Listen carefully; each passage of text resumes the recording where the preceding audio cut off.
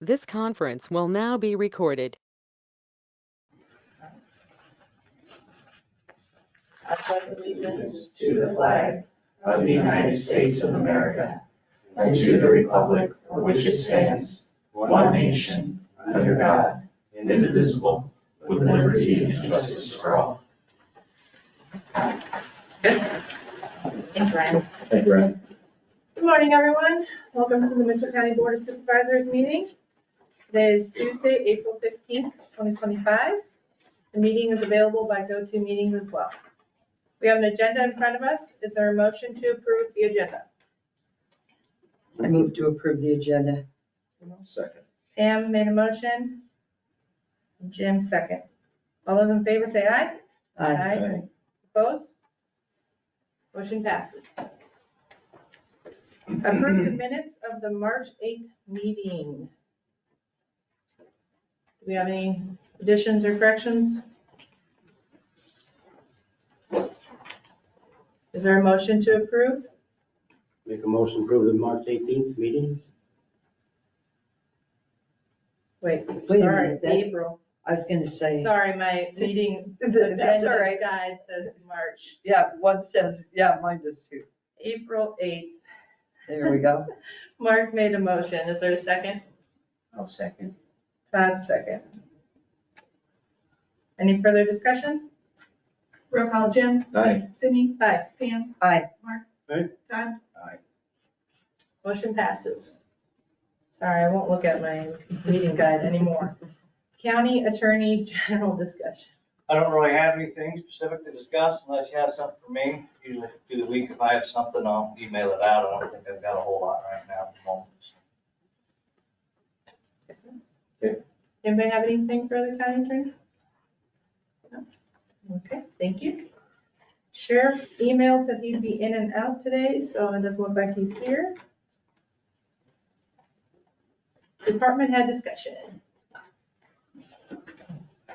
Morning, everyone. Good morning. Good morning. Conservation Board had their monthly meeting last month.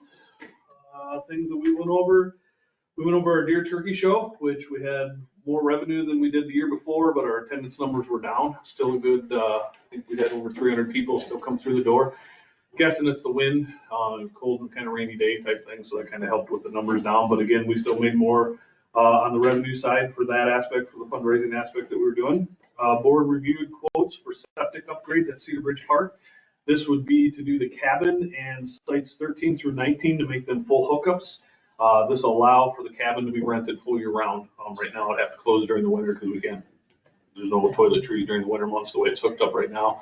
This will allow for the cabin to be rented all year round and then allow those other sites that we could make either permanent sites or more seasonal type sites on those aspects from 13 through 19. We reviewed quotes on purchasing some burning equipment, which we're going to apply for a grant, which would be due June 1st. So we're going to apply for a grant for a water skid that'll go on the back of our UTVs. And then if we get the grant, then we'll go ahead and move forward with the purchase of the water skid type thing. So we got to see if that goes through first. The board reviewed seasonal camping at Riverside Park, where they went ahead and opened up 3 more spots for seasonal camping. Which puts us at around, I think, 18 sites, which is still less than half of what we have for camping available. So a lot of it's still open to the first come, first serve or book online.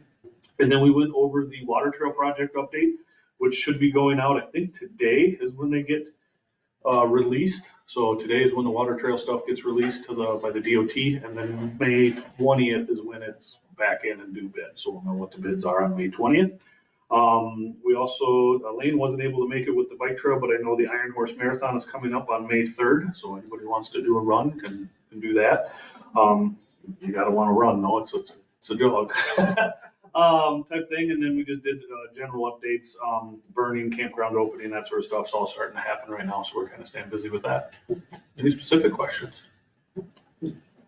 Dam is going well. Dam is up and running. Yep, everything's going good. We've been running since probably first part of middle of March, I think, when we got that heavy rain. So that's been going good. So we've been having at least one generator running daily.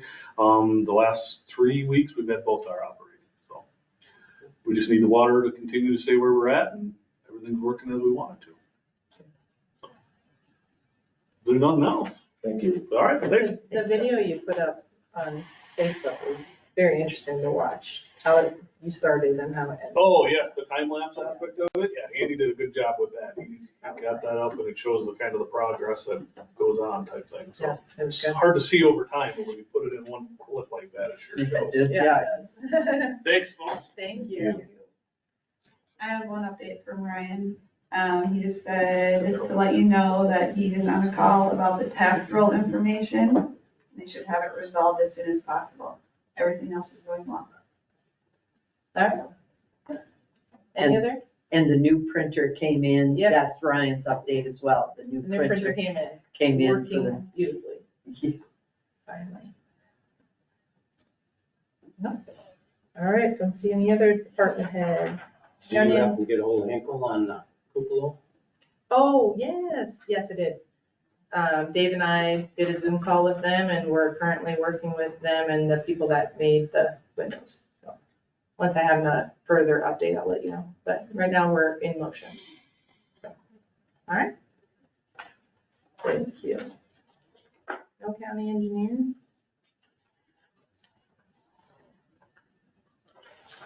Discussion and possible action on contract for services with St. Ansgar Chamber of Commerce. All right. This would be a resolution. Do you want to talk about it, Rachel, or? Ken and Sheila's here, so they are requesting $500 to use, help offset the cost of the children's activities. And I know we had a discussion with Elizabeth about the wording on the resolution, and her response, she did respond this morning, and she said that this works, what's that for the wording. Okay. Great. Perfect. And we've donated in the past? Okay. Can Sounds I good. just ask Sheila that question I asked you and see if they're the same? So, we have, you have put on here the St. Ansgar Community Chamber, and then there's another side, it says there's the, Chamber of Commerce. Is that two So- different? They're the same, but in order for us to have a 501c, they had to create the community. Okay. So Ashley had to go through a bunch of different paperwork so that we could become a 501c. Or three. 3C. Yeah, it's a nonprofit. They needed. That's what we needed to do. So you So have to we change your needed- name. Yeah. But it's all, we're still, yeah. It's the same. Okay, thank you. Yeah. All right. So we have a resolution number 1275-25. I'll make a motion for that. Mark made a motion. Is there a second? I seconded. Pam, second. Any further discussion? Roll call, Todd, Aye. Mark. Aye. Pam, Aye. Sydney, Aye. Jim. Aye. Motion passes. Thank you for being here, Sheila. Approve recorder's report for March. Hannah's not down here. Looks like we got fees of $6,534.94. I move to make a motion to approve recorder's monthly report. Todd made a motion. Is there a second? Second. Jim, second. Any further discussion? Roll call, Mark. Aye. Pam, Aye. Sydney, Aye. Jim, Aye. Todd. Aye. Motion passes. Approved liquor license for Sportsman Inn and Grill LLC.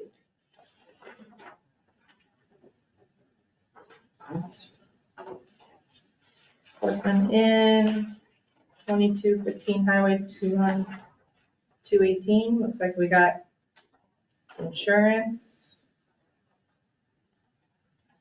A Class C retail alcohol license for 12 months. We have a motion to approve. Move to approve. Jim made a motion. Is there a second? I seconded. Pam, second. Any further discussion? Roll call, Todd, Aye. Jim, Aye. Sydney, Aye. Pam. Aye. Mark? Aye. Motion passes. Discussion and possible action on resolution for opioid fund interest correction, resolution number 1276-25. This is just from the audit with, it was noted that the opioid fund interest should go back into the fund. And since it doesn't have a separate account, it was not being set up that way. So I am caught up for this fiscal year, but for 22, 23, and 23, 24, we have to do a resolution. I attached my figuring, I just took the First Citizens checking account, First Citizens and Home Trust checking account, added those two balances and the interest for the month, and took the fund balance for opioid fund and just did prorated what the interest would have been for that specific portion of the accounts. It's not a whole lot, we do that. For 22, 23, because it wasn't a full year and it wasn't a lot at that time, under like 35,000. It's $9.81 for the whole year. And then for fiscal year 23, 24, it's $17.99. So the total that we would have to take from the general fund and put in the opioid fund to make it balance back out where it should be per code is $27.80.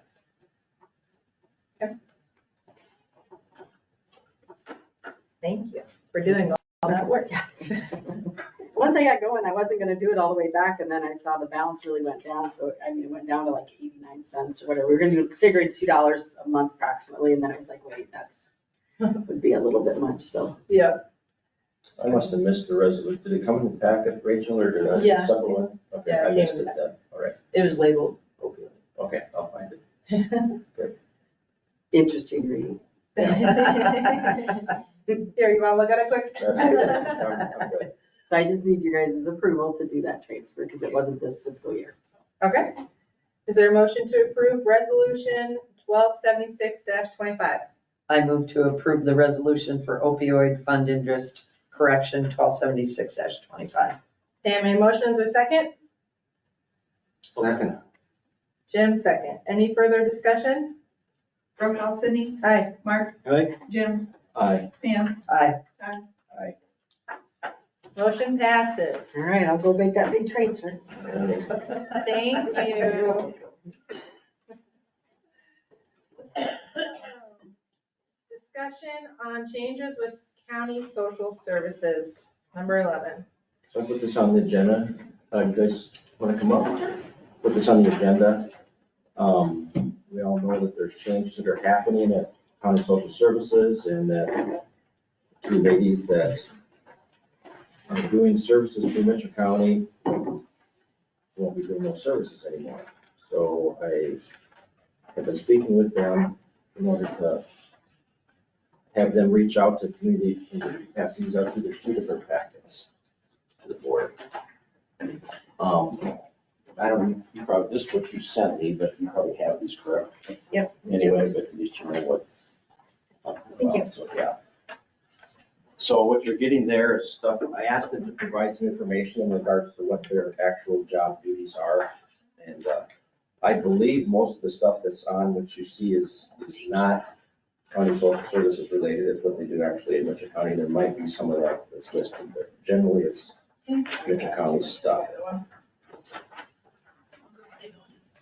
And then also ask them to reach out to community entities so that these groups within the county can maybe have some feedback in regards. Don't I? Megan, just put it on. You can have mine, because I have a copy. You got it, right? To reach out to the different entities within the county to have some feedback as far as what they provide for services to those entities. So received those, Megan forwarded those to me last night. I debated on printing all of that off, but it's going to be a lot of paper. So if I'll send it to the board in an email, and if you choose to print it, then you can print it yourselves. But I more or less want to bring this up, that the board can ask Megan and Ashley questions in regards to what's going on. This is just a discussion. There's no action on this today. It's just a beginning process. Before we start that, I just want to go through the people that did reply to their requests. Department of Health and Human Services, Susan Daly. The hospital, Gus Clayton. Again, the hospital, I believe, Dawn Adams. Middle school was the principal, Bill Carlson. Another school was Aaron Wilson, this counselor. This is Brittany Proms. She's from, Promise. What? She's a social worker at Osage and St. Esper schools. Okay, all right. Utilities, Mary Hargrove. The ship volunteers, Dennis and Chris Fannin, Shirley Penny, Linda Brando, Nita Bates. Mitch County Home Health would be Laura Huseman. Sarah Kruko sent an email to both these ladies in regards to her concerns with it. Another was community schools, again, being Superintendent Barb Schwammen. Community schools, again, Greg Adams, principal. And the last one I have is Director of Mitch County Food Bank, Dennis Johnson. So he replied. And then we all got an email from the sheriff yesterday in regards to his concerns. So Do you have all of those other backup letters, or did? I will email all this. Okay. To you, yeah. Okay, But I got it last 'Cause night and I was yep. gonna print it this morning, Oh, so like, no, I'm not got gonna you. print all that. Okay. paper. So if you want to print it, then you guys can print it yourselves, so. yeah, no, just if we have the, Yep. Any questions from the board, or they provide a lot of service to this county, and I think it's gonna be a shame if those services don't get provided. Somebody will have to provide those, and it will be people that aren't as good as what these ladies do.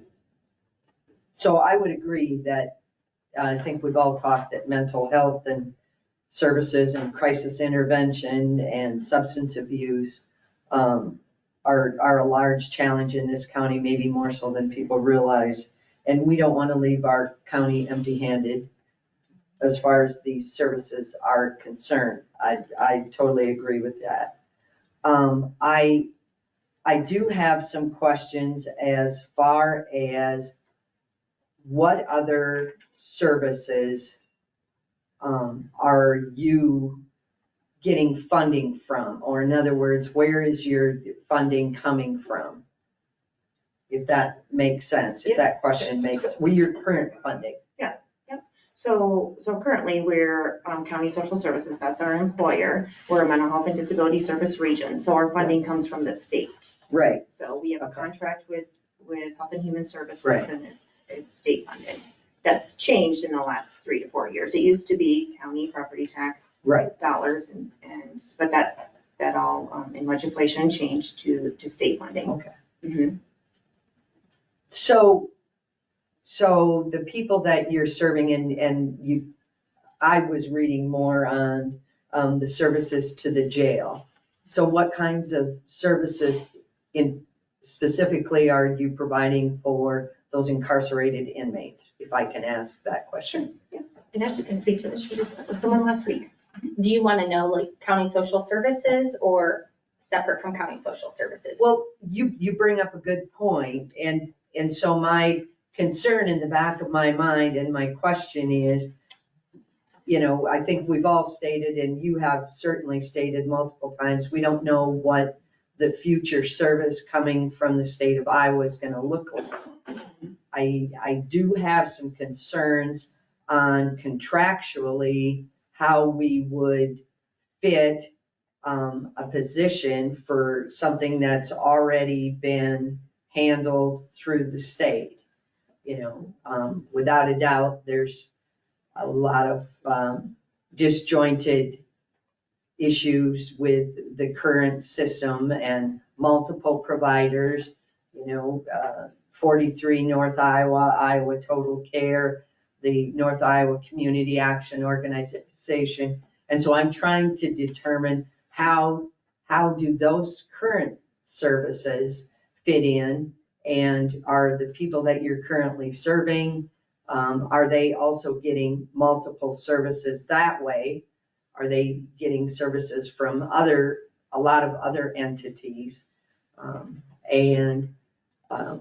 I get that it's a gray area right now and we don't know, but I do have some concerns as far as we have a state-run program and how are we going to legally tie in an employment situation when that, has sunsetted, so to speak. So first off, I will say, before Ashley gets into like the specifics of what we do and how like the work that she does within the jails. So I will say that, that yes, there are new systems coming into the state. I think our message is the local access. So we do have Behavioral Health Administrative Service Organization, Iowa Primary Care, coming to the state to manage the behavioral health population across the state. And when we met with them a month ago, they do not know where their access points will be. Sure. They said they won't be in every county, I've kind of given that message. And with the disability access points, they have a proposed map that has come out since I've talked to some of you. And the closest is Mason City, Waverly, Decorah. So our message is the local access, because we do see and help a lot of people here in Mitchell County.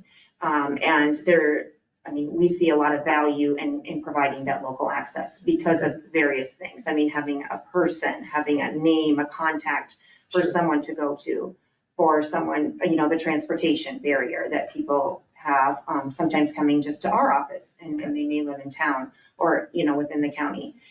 So those kind of things, that hands-on physical assistance is where we see that there will be a gap going forward.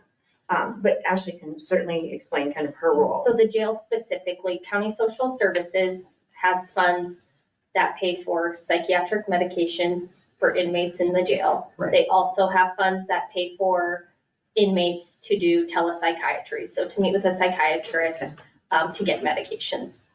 Separate from that, I'm just going to use the most recent example. So last week I went and met with an inmate who was preparing to discharge. The sheriff was kind of concerned about what was going to happen upon discharge, not wanting him to just be discharged to the streets. So met with the individual, kind of talked through his situation, where he came from, what his plans were, what his goals were, and whatnot. And then took that back to my office, secured some resources to be able to assist him upon discharge, and helped him return to the sheriff's office, provided him with a resource so that that inmate upon discharge had a plan, hopefully, a safe plan, and wasn't just discharged to the streets without any plan or resources in hand. Okay. So as that, and sorry to interrupt, but so it's coordinating that transition. It's facilitating those services. Exactly. So when you talk about a service provider like 43 North Iowa, for example, that might be a resource that Ashley has maybe coordinated to say, you need 43 North Iowa services. And then we work with that provider to try and get them, this particular person isn't still here in our community, but if they were, then they're a service provider that provides services that maybe they could assist with that individual if they lived here in the community or was going to plan to do that. So you see, we're kind of like, we're the starting point, right? So people know to contact us, and then we help people get services, get resources, the things that they need, and coordinate that connection with service providers. So we're not all doing the same thing. And once somebody is connected and we've set them up with appointments and things like that, then it's not like we work with these people for years and years. That's our goal, is to not. So like to get them connected, to get them the services and supports they need, because there's lots of people that need that, and we continue to be contacted for various people. So how do most of your referrals or requests for services come in? How are they coming in now? And I'm still trying to fit the whole state thing because we don't know. And so I think are all the packets labeled, the packet labeled like Ashley. So my duties, for example, I left out my county social services duties. I only included things that I'm doing for Mitchell County. And so within that, you'll see lots of places that we get referrals from.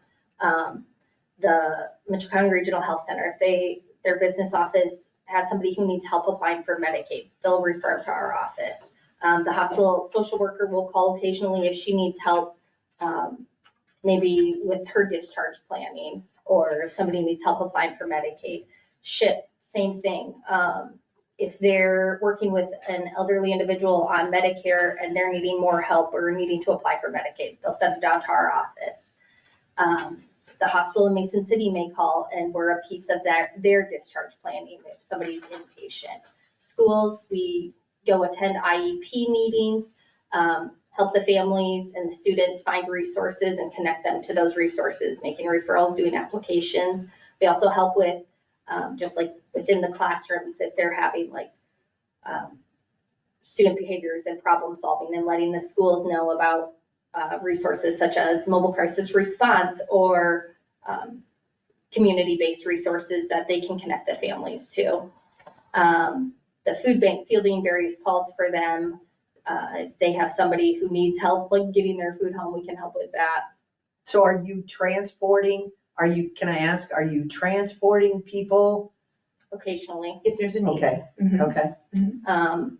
Yeah, like, I'll give an example of a person in St. Ansgar who needs to come to Osage Okay. to access services for like vocational rehab, but doesn't have transportation means, Right. helping him get here for those appointments. And you currently have vehicles, is that right? We have a county social service vehicle.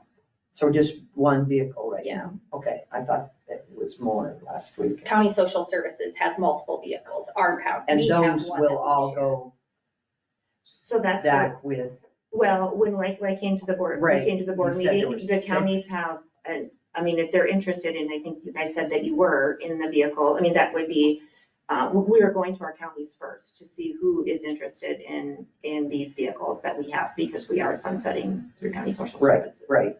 They're spread out between 12 counties. Yes. The vehicles are.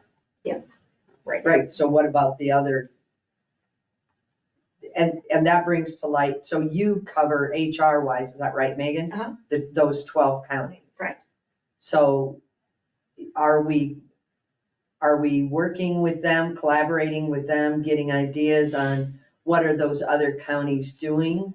Or is there an opportunity for us to get a meeting and get together with them and do some brainstorming as to, can we share some expenses?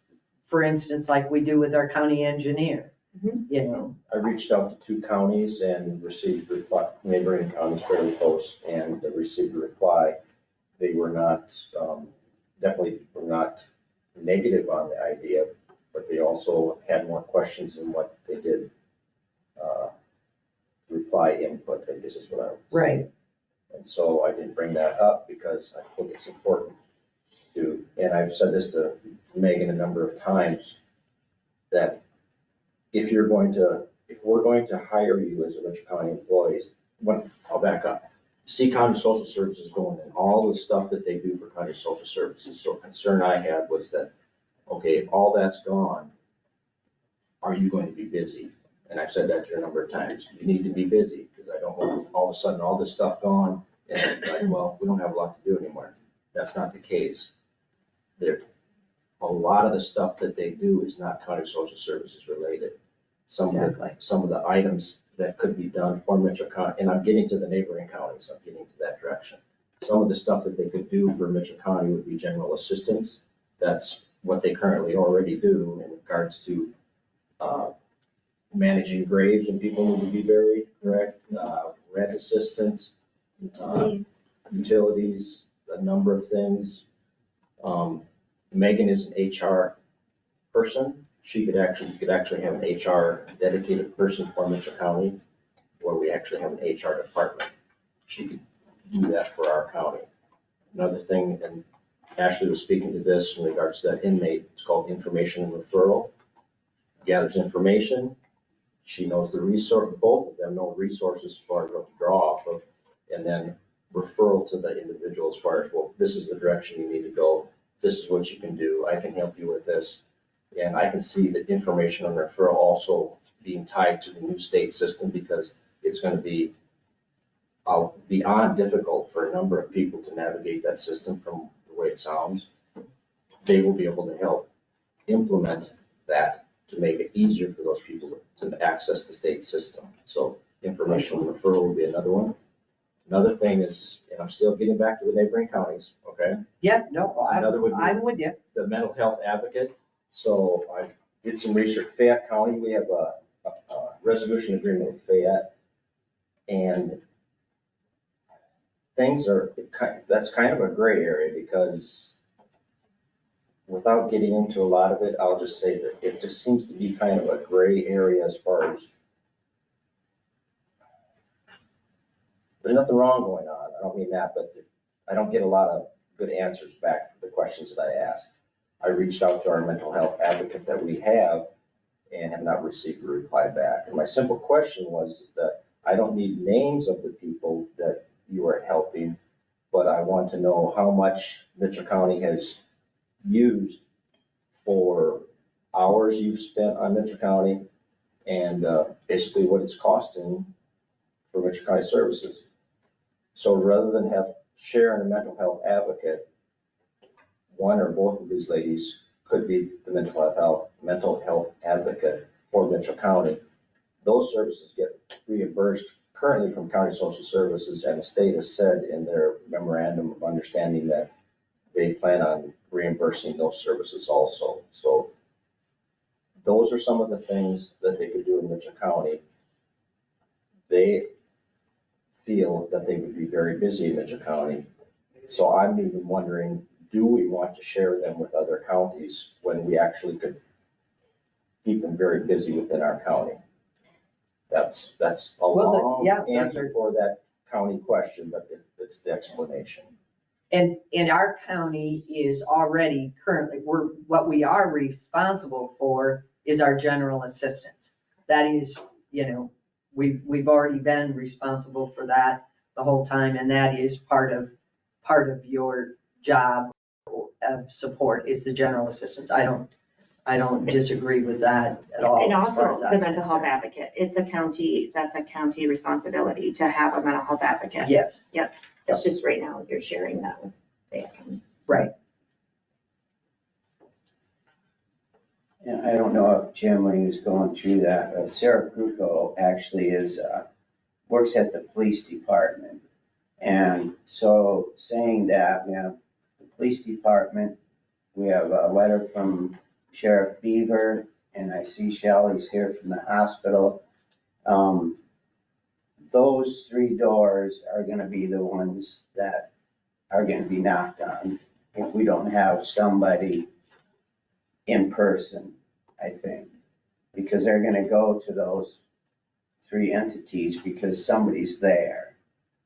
And I just feel that the police department, sheriffs, and the hospital are pretty busy right now without a lot of strangers knocking at the door and needing some help. Don't forget home health, because they'll go to that Correct. building first, and Yeah. if I'm they guessing don't see that's- anybody there, they'll go to the home health side. Right. And try to have them help, and they don't have the staff or the means to do that either. Is it okay if I just? Yes, sorry. No, that's okay. So I'm here for support of Megan and Ashley both. Many departments within Mitchell County collaborate with both Megan and Ashley for many years, and they've done an excellent job at serving the at-risk individuals and community members. And without a doubt, we support continued access to mental health in the county and appropriate mental health care and disability services for those who need it the most. So I think these two individuals are exceptional at serving. And so we utilize them frequently for connections and getting patients or community members the support that they need. Thank you. Thank you. Just to talk about money a little bit, that's always a fun subject. So our budget is locked in, but as auditor said, Rachel said that we did create a capital improvements fund. Is that the title, the line item? Sub-project fund. Okay. And if we actually had to amend, some of these dollars would come from that, we'd have to amend it. Do we have to create a line item in regards to them? It would depend on how you want to do it, I guess, as far as, are you gonna do it all out of like general assistance, like, yeah, you create line items, Okay. but you just have to kind of figure out how to do it. All right. So we do have some money in the budget that we just have to basically shift some dollars around in order to have it happen. The mental health advocate is going to be, I mean, that's not going to be a huge revenue source, but that would help pay for it. And the sheriff did indicate in his email that he felt he had some dollars that are available in order to help with this. So I think we can fund, I know we can fund it. But So in light of that comment, I do still have, is there any concerns, Aaron? Or is it something that we need to check as far as our contractual services with the state? Because I have a feeling there might be some issues with, the state has eliminated, quote, those positions, so who would you be, I don't want to say answering to, but so that would be the Board of Supervisors then would be your employers. And if Megan is currently serving 12, I understand the HR part, but didn't we just get some HR services through Allers and Cooney in our engagement of them through our payroll situation right now? So we signed on, it's kind of, so they can help with HR stuff if we need them. I mean, we'd be paying at whatever rate they are. Okay. But as of right now, they're just helping us do like the payroll part. It wasn't just. It is, she did. Gotcha. She made a Okay, comment that was a if we question need that I had. Legal services for HR with them. We've already signed an engagement that we could use them if need be. And we've had those services at hand for a while, we just haven't engaged. Right. We haven't used it. Yeah. Renee, I never can say her name, so pardon me. Renee Von Broken. Oh, I can never say that last name. No, thank you. I can never say that last name. She currently does our labor negotiations for the union contract. And conversation with her, she said that she will answer HR questions. She'll answer HR questions and help out things in that nature. Well, Megan would be able to just be doing that now, not necessarily the labor negotiations, but as far as managing the HR side of this. But Renee also did say that there are a number of HR related things that come up within an organization that you don't necessarily need an attorney, that costs a lot more to do. An HR individual can navigate a lot of that at a lot cheaper rate as compared to having a law firm strictly doing it by legal process. If the HR side of it with the HR individual reaches a point where you do need legal services, then Allers can do that process for us, but that costs a lot more money. So I currently work with Allers and Cooney and Schmisek, and I don't know if that's your contact. That's who I consult with for legal issues currently with county social services, yeah. So, I agree that we need a stopgap in there to maintain our services for the people in this county. I will be honest that I'm not sure that when you take the other aspect of this out of what your current role is, that how do we fit the state with what they're paying for and their services and how that fits. And we may not know that, from what I understand, until the end of the year, quite honestly, if even then.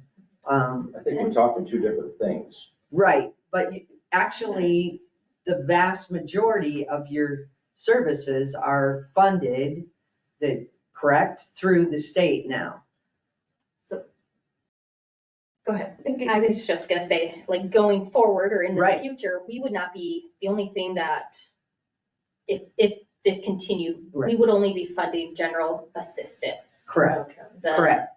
burials, the rent assistance, the utility assistance, everything else would be us providing the service. We wouldn't be paying for anything. That would continue with the direction the state is moving in, that redesign. They're Right. taking that from mental health and disability service regions to the disability access points and the behavioral health associations. They are going to be the funders of whatever services the state has Yeah. agreed to fund with them. Is there though, or have we checked into, you know, is there any challenges as far as the contract that you currently have and the change to work for the county as far as, are there any issues that way as far as, you know, other people across the state lost their jobs as well. So I don't know, you know, we certainly don't want to open ourselves up to any kind of litigation because, you know, this would then be a county position, correct? And we would have to open it to bidding like any other county position. I'm asking, I would assume, is that, Yeah, I would encourage you to, yeah. Well, Oppose the I, position. is that part of our process? You know, that we have to open that up. Now, granted, you know, one would assume that you're familiar and as far as that's concerned, that would certainly provide a leg up. But from a legal standpoint, the fact that there are multiple other people out there that also got relieved of their duties, you know, we certainly want to make sure that however we structure this, you know, we do it correctly from that standpoint. I too am a little concerned about, you know, 2 full-time positions and funding it long-term. I mean, I understand that Greg has some funds right now. I have some concerns as to, you know, we set this up. I feel like maybe it would behoove us to have some meetings with some of these other entities and see, you know, what kinds of solutions are they coming up with as far as that's concerned. You know, You mentioned Greg had some money, and can all the 3 schools and the hospital and the police department kick in also? I don't have that answer. I don't. you know, that, you know, Yes. those may be the kinds of people that we need to pull into a room to say, you know, because like you say, you know, talk about the services provided to hospitals and that entity. My concern is maybe not so much right away this first year because we have some funds, but I would like to see us get set up for success moving forward. And I think we need to do some collaborative meetings. Would you be opposed to setting up some collaborative meetings with some groups where we could, you know, ask some questions of, you know, some individuals from some other neighboring counties, so to speak, as to, you know, how are you planning on, because I'm sure they are all experiencing the same thing.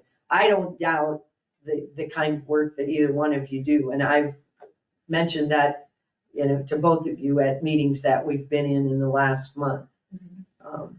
I just, you know, the whole health and human services, you know, paring it down to nothing to start to build it from the ground up. Although I don't like how they've done it, it's, I believe you would probably agree, is a slightly disjointed system. And I certainly don't approve of, you know, dismantling it and in 60 days or 90 days trying to figure out what they're gonna do. But I will just say that I am a part-time employee, and that would most likely continue. so you would continue as the, what is it, 28 hours a week? Yeah. And then I think before any like collaboration or checking with other entities to support the positions. I think Mitchell County would possibly have to identify exactly what these positions are. If Megan's Right. going to be doing HR for Mitchell County employees, we're probably not going to ask the school or the hospital to assist with funding that because they're not getting Right. benefit from that. Or even the mental health advocate and general assistance portion of these positions, those are things that the county is required to provide. It's not something that like the hospital or the schools are, or the police department are required to provide. I do want to add that if these two positions go away as early as June 30th, a lot of their work goes to the auditor's office, correct? I think so. And honestly, we'd probably have to hire someone to do it. I mean, we already, when I started, we went from 4 people to 3 people. And so, I mean, there may be days that we may have time, but we also have to complete our job. Just a thought. And mentioned at the Board of Health meeting this week, and Megan was there, that if in fact the Board of Health is expected to take on some of those services, general assistance type services, that they would, a part-time person would probably, need to be put in place. So whether it's, through the Board of Health, because that's probably the office they'll walk to next, My question is, if someone comes in the office, say you're still here, and they want county social services, and you know where the, not sure what it's gonna be looking like, but kiosk or iPad or location, would you guys be able to drive them to that location and help them? Would there be a way that they could, county social services could help us by doing that, like pay us to transport all of our Mitchell County people, say if they're in, would you say Marshalltown or? Yeah, that's quite a distance, but I mean, yeah, But yeah, like yeah. any of those locations, has anyone asked that question or? So we do definitely provide transportation to people within the county. And I mean, I know sometimes if it's, the thing that I would worry about traveling, bringing someone to Marshalltown is then you lose that presence of us being here. So if somebody else comes in the office, and we have times where we're not in the office, but, we definitely go out to libraries and things in Mitchell County and transport, like we had indicated. It's something that if the direction was that that's what you wanted us to do, and, there was a vehicle and things like that, but that's not typical, but we could help if we were there and physical presence, we could help somebody on an iPad in the office, get, and be there with them or make a phone call, because we do that now. We help a lot of people call or complete paperwork or things like that. So that's where I see the value in having somebody present here, is to help with those things. But again, not saying we couldn't do that if that's the direction we want. To add to that, so we're calling it county social services, but it's actually the new state system. Yeah. Is what we're talking about. And the state does not actually even know how they're going to operate the new state system. Right. That's the confusing part of it. So when we talk about a phone in Marshalltown or an iPad in Marshalltown, I can't imagine where the state is going to set it up that everybody is going to go to this iPad in Marshalltown or to find a navigator in a certain town.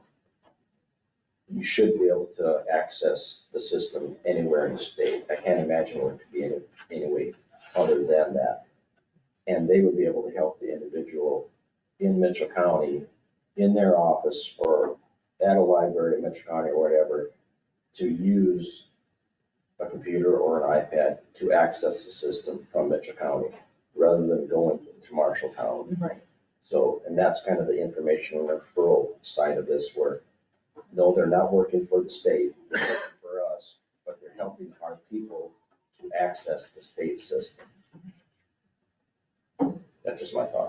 Chelsea? I got one from the Ed. Talking with Ann about the payroll thing.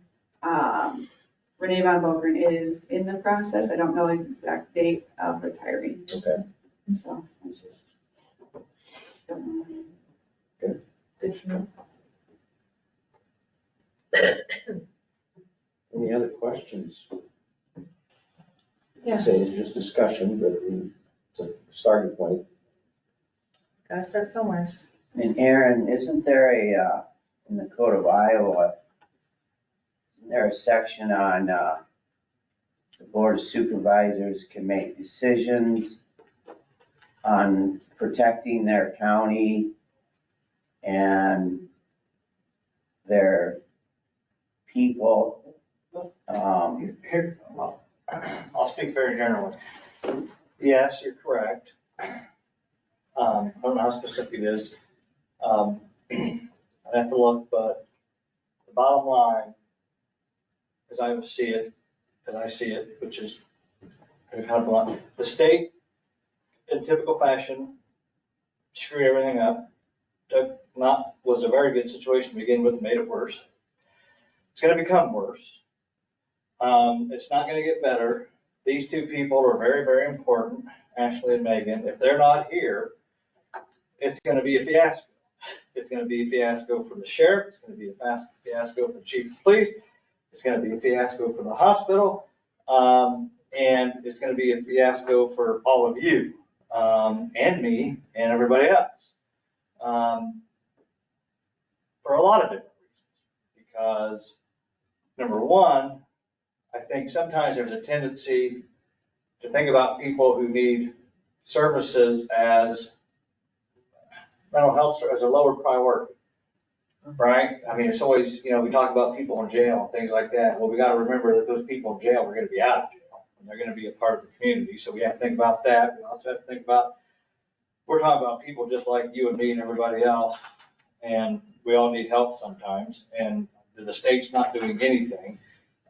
So to answer your question, yes, there is that authority, in my opinion. And number two, even if there wasn't, I think I'd say, screw state, what are you gonna do? I mean, you took a bad situation, you made it worse. I mean, I hate to sound so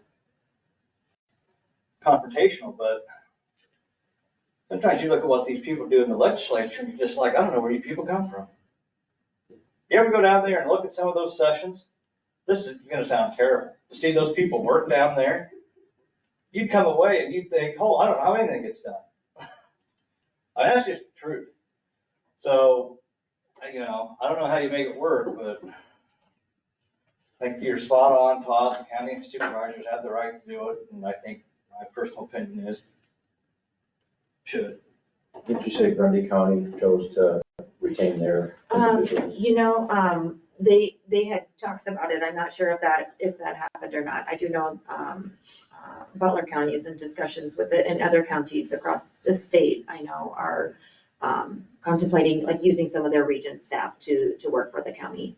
And, but I'm not sure now if that's happening in Grundy County, but there was some discussion.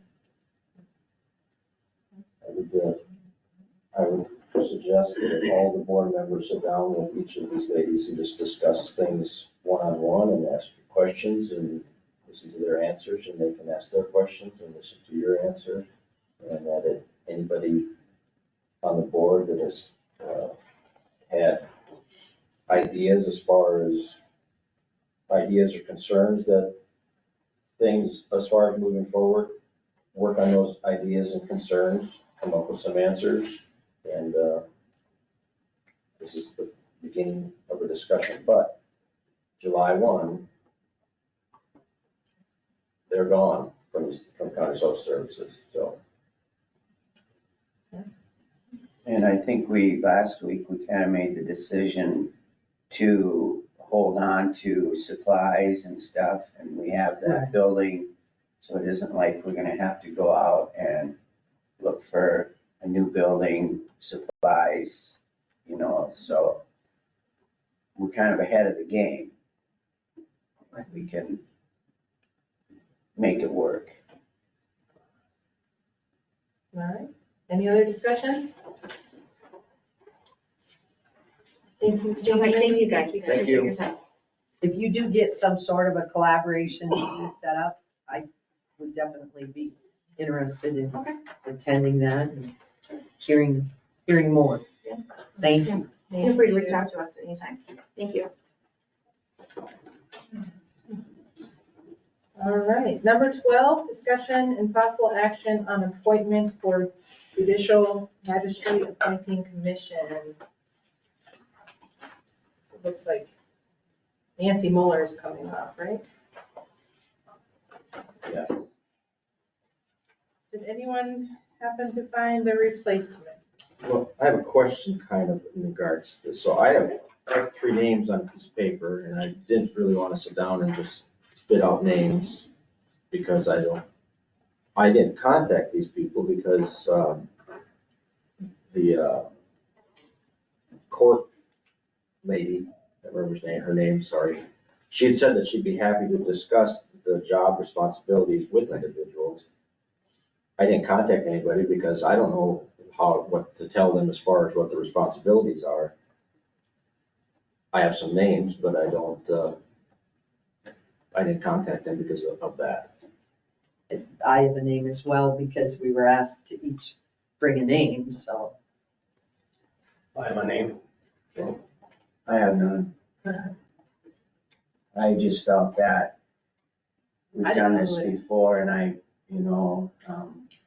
I was just waiting to Yeah. hear that if we have some, no use getting 10 for one position. So I'm, thank you guys.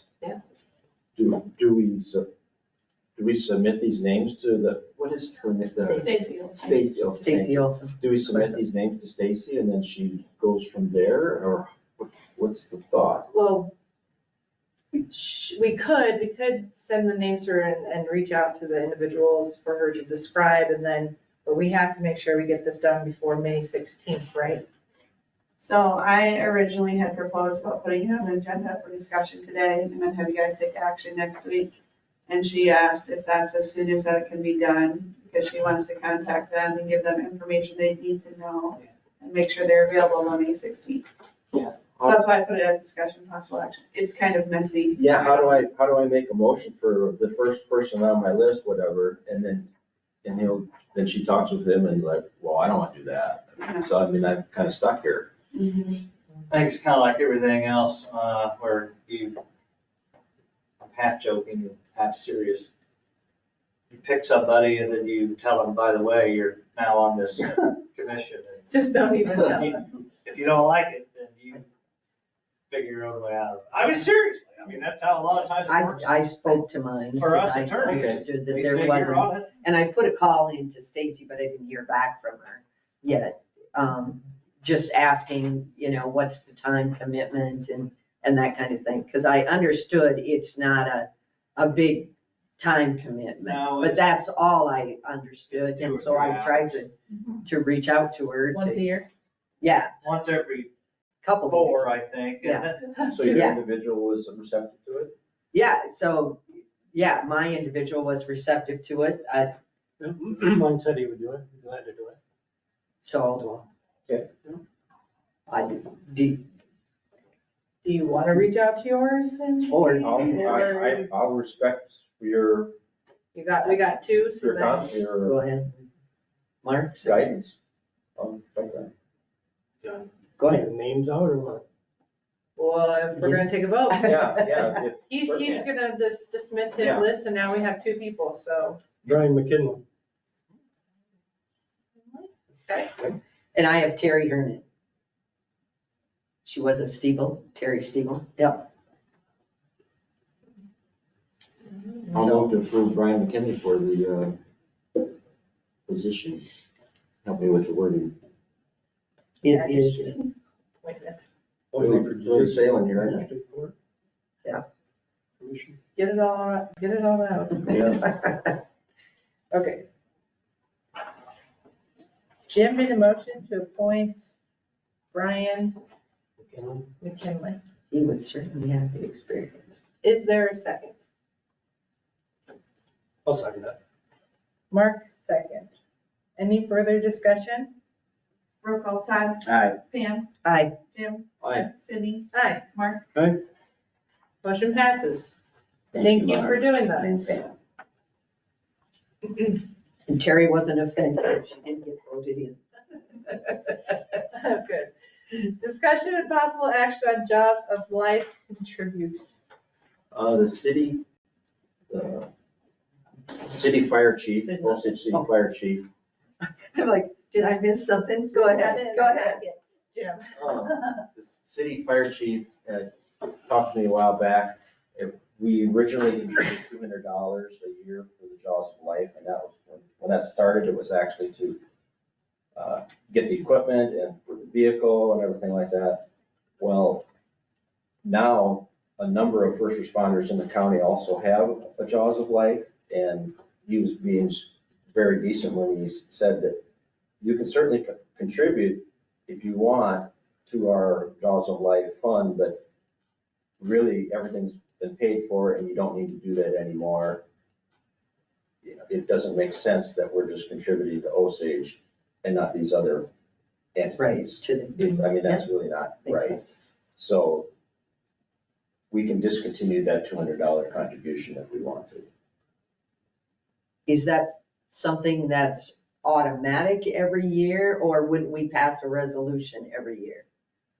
We did a resolution, I think we did it by resolution. I thought that it probably would have been a 28E agreement, but I couldn't find one and he couldn't find one. Sure. So I don't think there's a 28E in regards to it. I was on back then, and we started off with this car that we put everything, all the equipment in. And then we had people that were laughing at us, but it was early stages. So they started a truck fund type thing, and ended up getting a vehicle that, because St. Andrews, Stacyville did not have a unit, so we were traveling to wherever the accident was in Mitchell County. And Joe had talked with me too about it, and again, he, just like Jim said, he would be happy to take it, but then he even said, I feel like the other Josh should get it too. So I think everybody's set up. I think I would be okay either way, but I'd probably in favor of discontinuing that $200. With the way the budgets are looking now. I guess so you voted on it for 25, 26 via resolution? I'm kind of confused as to, most of so it would need to be put into a different format moving forward, right, Rachel? We maybe, correct me if I'm wrong, we maybe did not do it by resolution. It was just a line item in the budget and we approved, we're going to approve the budget. So I think it's probably done that way, correct? Yeah. Okay. So we need to amend the budget to remove that $200 from the budget. Is that? You're just telling them. Or just not, not. Or just not spend it. And then next year, we just want to have that in the line item for the budget. Is it better if you take that out now and get that? Doesn't matter either. Either's fine. I mean, honest. Go for it, yeah. Okay. Is there a motion to remove Jaws of Life contribution? So wouldn't that be part of the budget then, though? Well, Or maybe if it's part of the budget, it doesn't necessarily mean we have to pay it. Right. There's line items in there that don't always get paid out in their full amount, so we just. But if it's a I don't care how we do contribution, it, but we probably don't want it. We wouldn't have to fund it, and then next year it just wouldn't be part of the budget. Or if you want to go through a budget amendment for a $200 line item, we could do that, but that seems to be kind of much for, if it was $20,000, I would say that, yeah, merits a 200 process, but. Does it say contribution on the line item, Rachel, by any chance? I just want to keep from getting hit upside the head from another audit next year. so that we have the correct terminology, even if we're not gonna use it. You know, I don't want it to red flag anything either.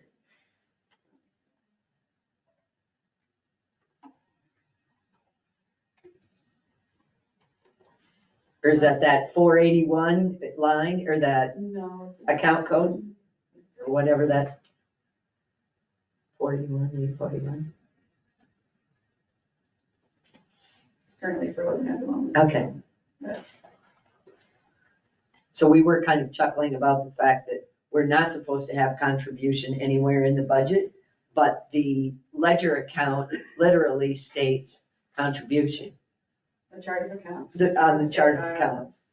So we're like, Would that be in the 99s, Rachel? or- Yeah, I think it's like the first line item in the 99s. Okay.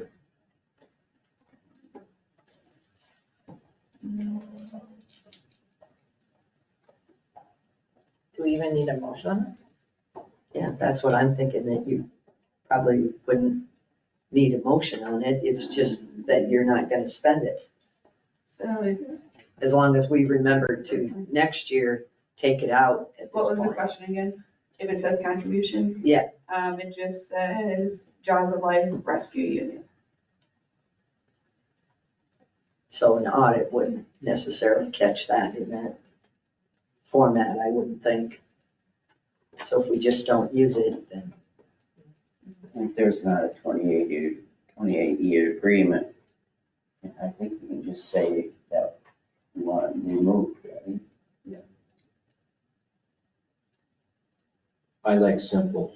Mm-hmm. Sometimes Take it out. simple is not right. I like simple.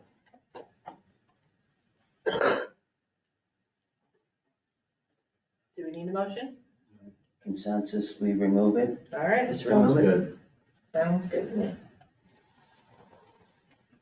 Discussion on conversation with bond counsel. Sydney and myself had a board, majority of the board wanted to contact bond counsel in regards to the contributions that are in front of us. One of them being the Historical Society. And then, so Sydney and myself had a conversation by phone with John Daniel. In the conversation, I mentioned the daycare also. In regards to currently the daycare is going to be pulled out of local option sales tax. I asked him if there's a chance that could be run through an urban renewal amendment also. And that way, local option sales tax would be paid back. And also, even if the grant does not go through for the Stacyville daycare, the board to consider actually just funding their cause for their daycare, even if they don't get that grant. Their building process might go on down the road years if that happens, but at least we would still be committed to their project. He had said that funding the Historical Society and Stacyville daycare, he didn't really have a problem with that. That's kind of what TIF is for in that project. There's certain things that you need to do. We went through that process as far as what you need to do. You would, it's basically a 1 month process in regards to the first part of it, and then you have to have a public hearing. So you're looking at maybe 6 weeks for the whole process. I gave him the amount of the $770,000 for the Historical Society, gave him the amount of $125,000 for the daycare.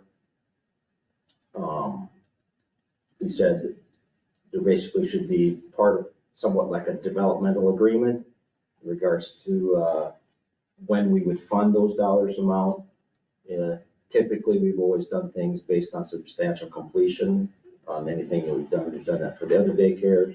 We've done that for building projects. So that would be a decision by the board if that's how we would want to do it.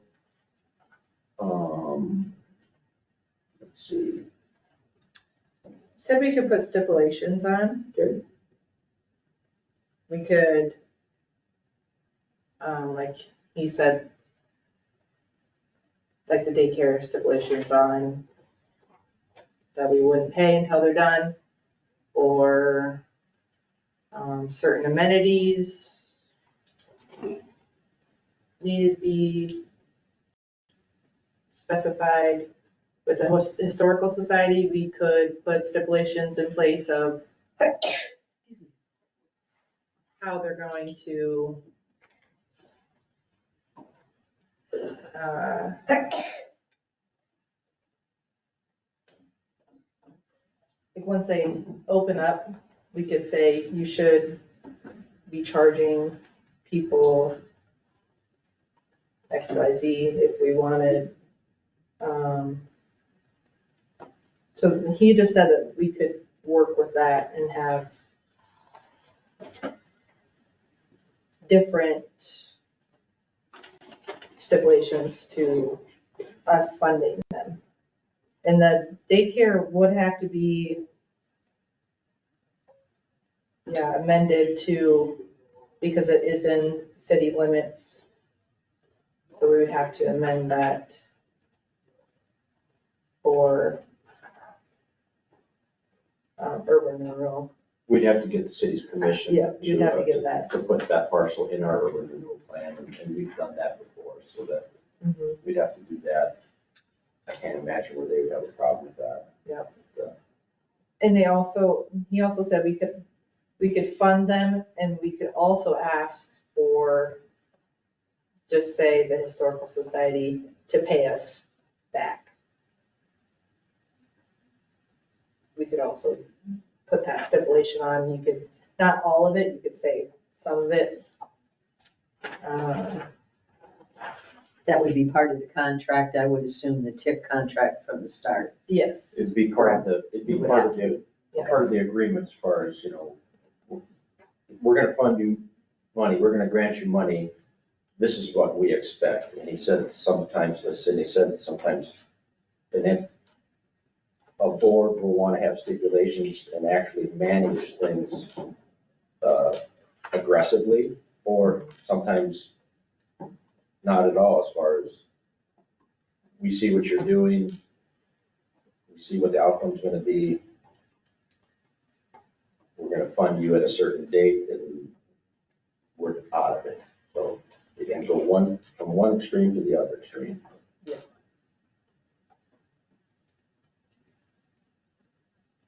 And he also said that if there's other projects that any board member wants, instead of amending our urban renewal plan every year and spending X amount of dollars, that we should put that on right now, but we don't have to pay for that project this year. We can just add those areas, and that way if you know you want something done, say conservation or rice roads fields, daycare, or. So two ideas, and that there are actually things that have come to the board and will be coming to the board. And one is conservation wants to build a park next year. They're doing engineering for it, and I believe next year is when they want to do it. So if we wanted to include that in our urban renewal plan, it doesn't mean that we're funding it. It just means that it's already in the plan and we wouldn't ever have to do it. It doesn't mean that you have to do it, but it's in the plan, so you don't have to redo the urban renewal amendment for that particular project. Another one that's going to be coming to the board next week is the nursing home in Osage. Right. Yeah. We're going to listen to their request or whatever. I don't know what the board's decision is going to be, and I don't even know what they're going to present to us, but I knew the dollar amounts that they're going to present to us. We all got that. Right. But if the board chose to put something like that in the urban renewal amendment, again, Because that too you is. could base it on the substantial completion of the project, and it's in there, and we chose, no, I guess we're not going to do that. We don't have to do it, but it's in the urban renewal. Yeah, it's in there, and we did all the paperwork, and we're not How about, doing it every year. Mitchell City Hall? I reached out to the mayor and said, we need to have some information if this is something that you want, and you need to get a hold of your council to discuss this with them. he replied back, thank you for the information, and I haven't heard anything else. So they need to have some answers as far as, are they gonna tear it down, rebuild there? He also made a comment at this meeting that, well, we might build in this other location. They don't have, they need some information, and they haven't provided too much. Yeah, well, I think they've got the ballpark amount on the city equipment east side, the shed. But I think, I was gonna go to last month's too, and it didn't work out for me, but I think there's some discussion on the building itself. Some say it's structurally sound, some say it's varmints have been inside, they've been up in the it's, so I've never been in it. I should probably go in it. So I think some are thinking, let's do the garage part for the equipment. And the others are talking, well, we're hooking a new portion of a building up to an old portion of a building, and what are we gonna do if something happens to that? So I don't think they're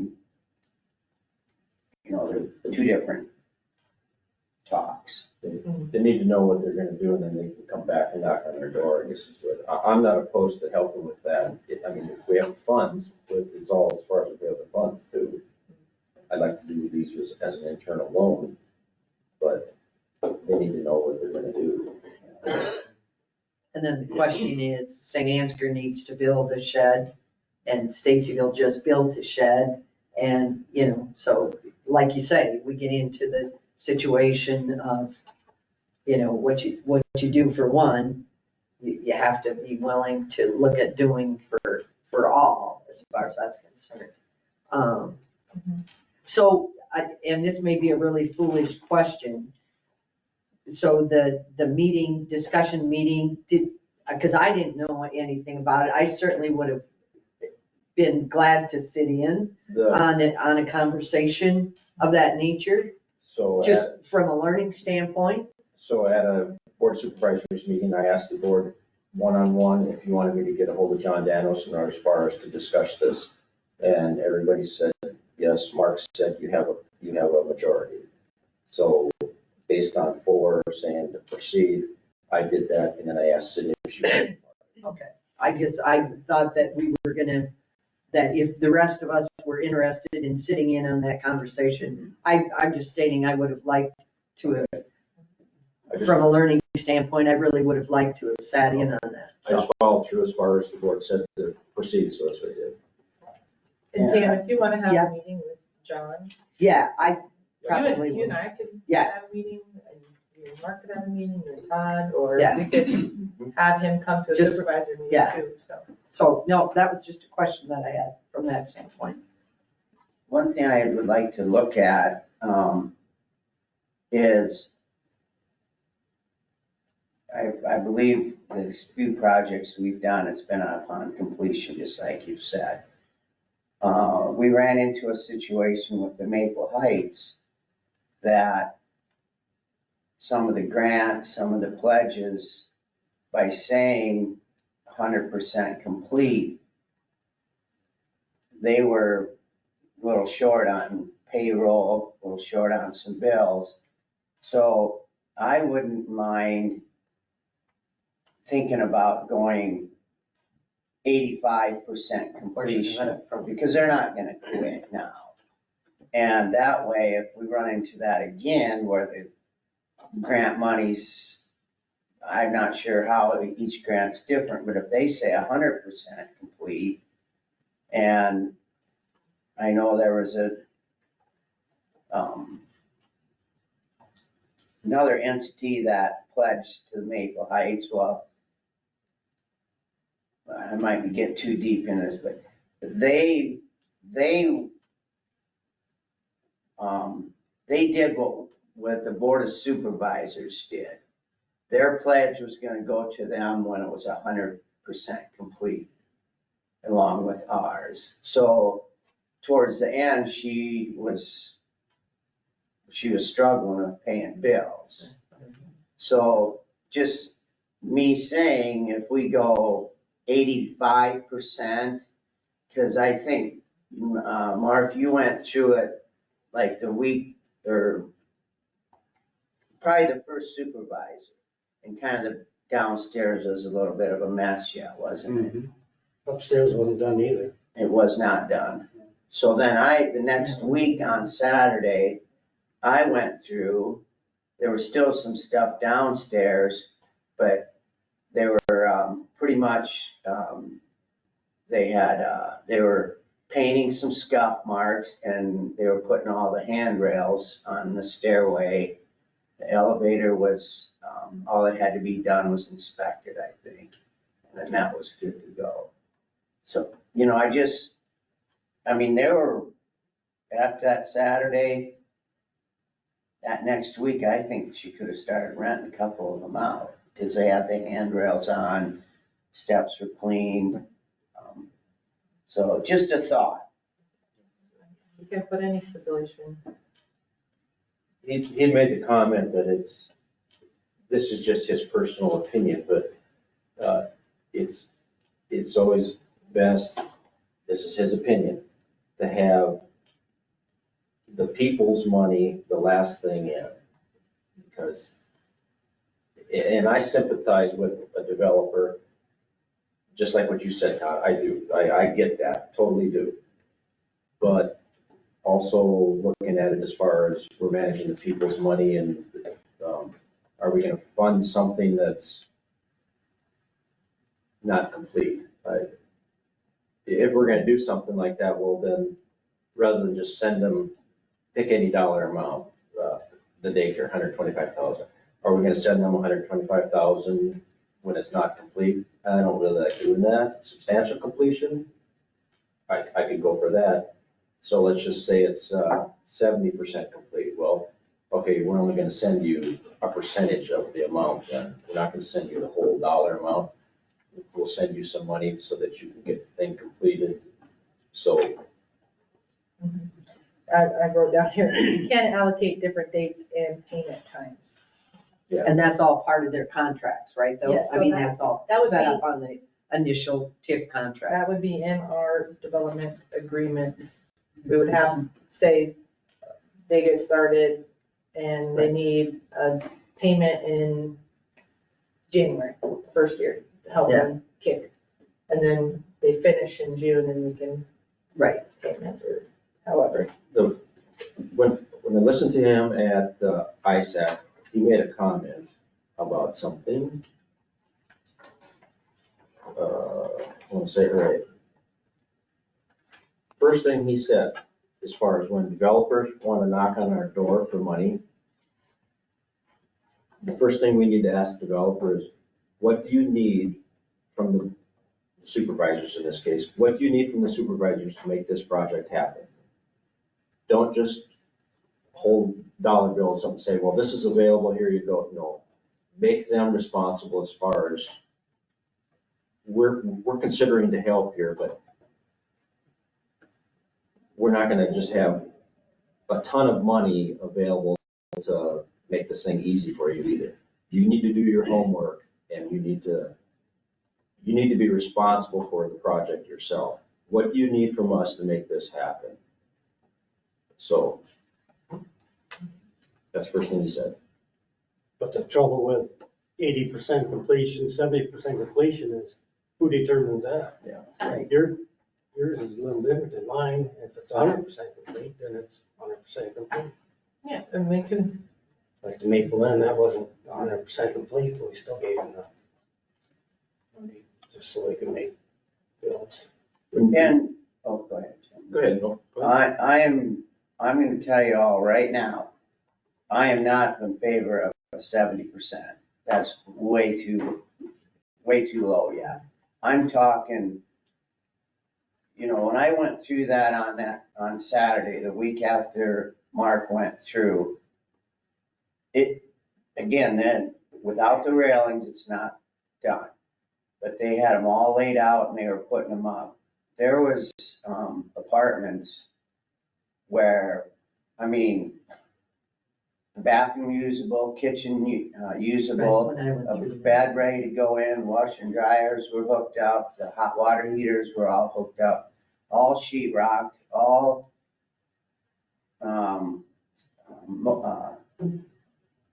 baseboards, all the wood, everything was on, the lighting was on, the fire alarms were there. There's a fire alarm that she had, we could hear the guys talking in a different room. And that's because they have that, if somebody's room's on fire, they can hit that button and it goes through the whole, so everybody was alerted that there was a fire. Now I'm thinking, I would have called it, when you were there, probably below 80%, because that bottom was a mess that I had heard from other people that went through it. But that Saturday, the bottom of a lot of it was cleaned out. They had to redo a couple of the rooms because the people that are renting the office below, I believe there's a main office and 2 rooms that they'll be working out of. I would have said that day it was probably 80 to 85% done, especially with the railings going up, because you can't have. So, again, I just want you to know I'm definitely not in favor of a 70%, unless you pay out so much at 70%. No, that's something that we will have to figure out if we're gonna proceed with this. So There's just we're gonna proceed. information that we got. So as people reach out to town council, ask for questions, or have another joint meeting, I don't have to be part of that, that's fine. So,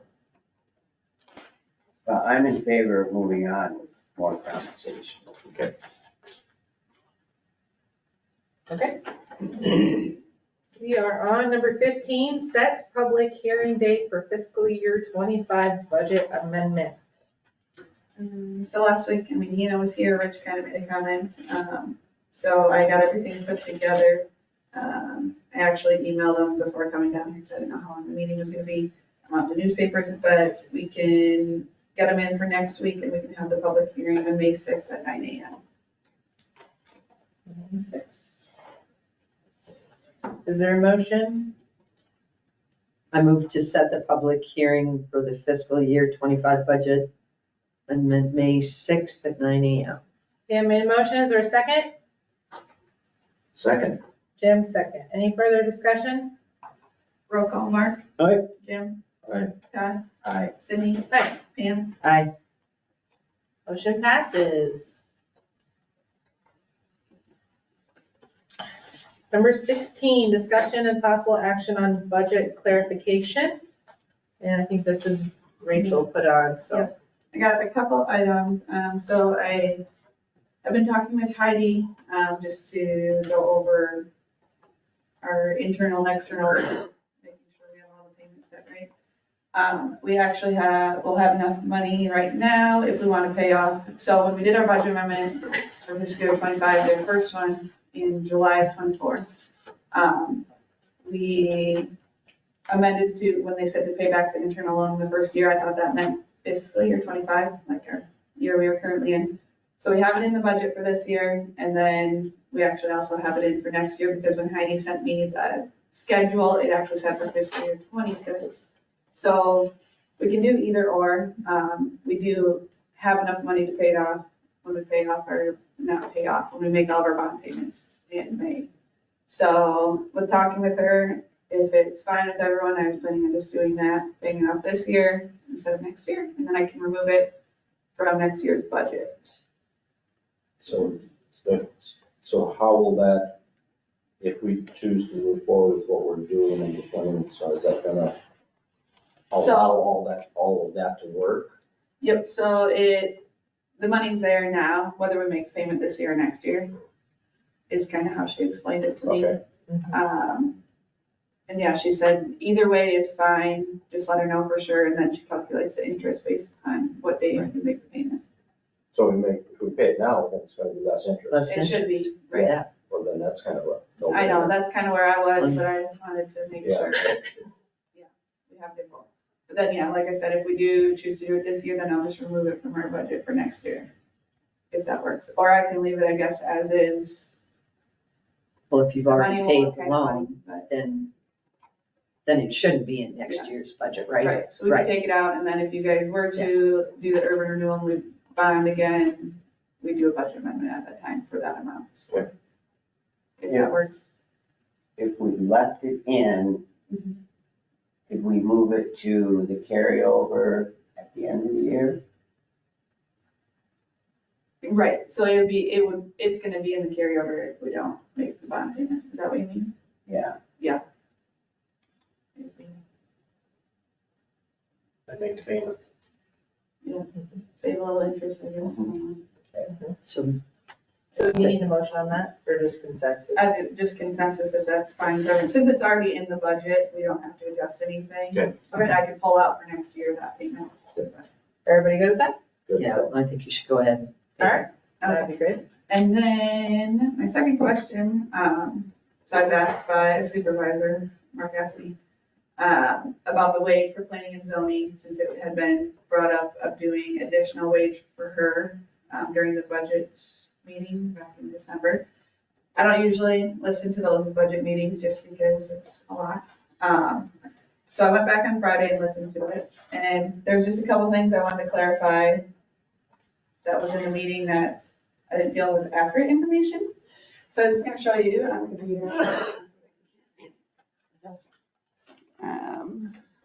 Look at this. Sorry, you'll be right in the light. Let me know if my stuff's in the way. I think it's coming.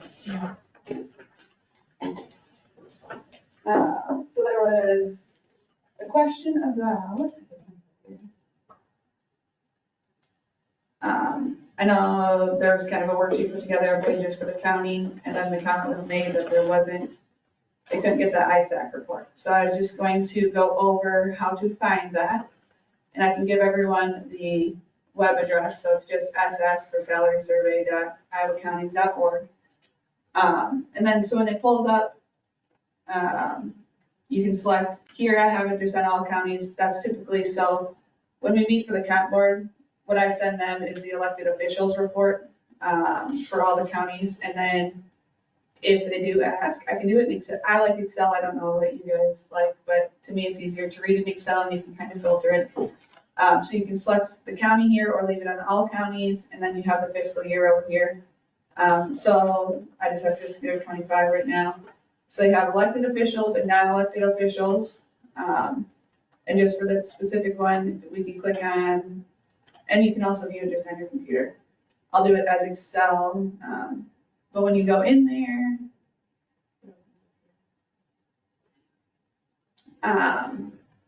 there actually is numbers in there for Mitchell County. And then I'll just jump back a year or two.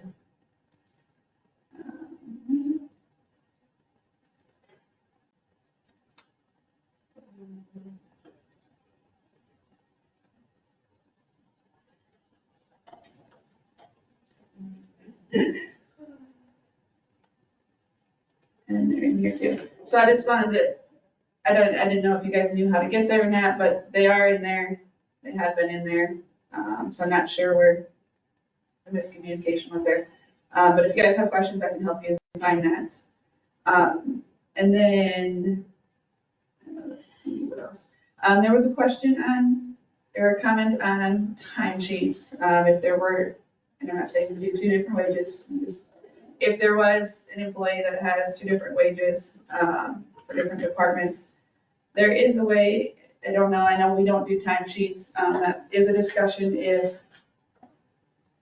with Ann was if we elected officials turn in timesheets. I don't know what that would look like if we are gonna do that or not. But like Brian, he helps Dave on Monday, so I do his timesheet. He doesn't have access to a computer. So Dave lets me know his hours that are worked. So they're all Excel spreadsheets. So you can actually come in here and filter it. So like at the bottom here, I just have to put in Brian's hours. Things kind of off. But the total hours is a formula that you can set up with the straight hours and overtime hours. You can put in the wage, you can put in, like this is a formula that I have here, so it's gonna be the straight time hours times the wage gets you that amount. You can do the same thing for overtime. So that can be set up however you want it to be or need it to be. I'm guessing you guys probably really haven't had to see this before because we don't do them, but, so that's, I mean, I don't know if you don't wanna overthink it, but you can put everything in here to make it easy, kind of do the math for you. Rich, where, is this, where did you get this? So all the employees that fill them out have it currently. I mean, I can send it to you guys too. And this is where hopefully we can go to a one-time sheet. Okay. Because there, as you'll see on the bottom, there's different tabs because of, we have the salaried employees, we have the hourly employees that are Sunday through Saturday, and then the Saturday through Friday hourly employees. So we'll be able to have kind of one, you probably know secondary roads is a little different because they're physically punching their time out there.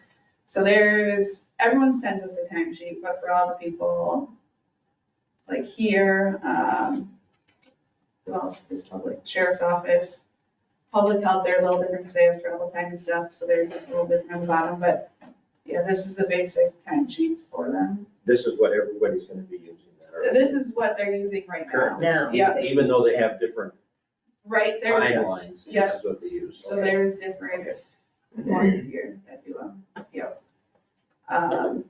So we may have to adjust it a little bit once we get it all onto one. If we, let's say, to us, it makes more sense to do the Saturday through Friday, just because Rich's employees, I mean, if they're out plowing on the weekend, he doesn't have to scramble on Monday morning to figure out their overtime for that Saturday.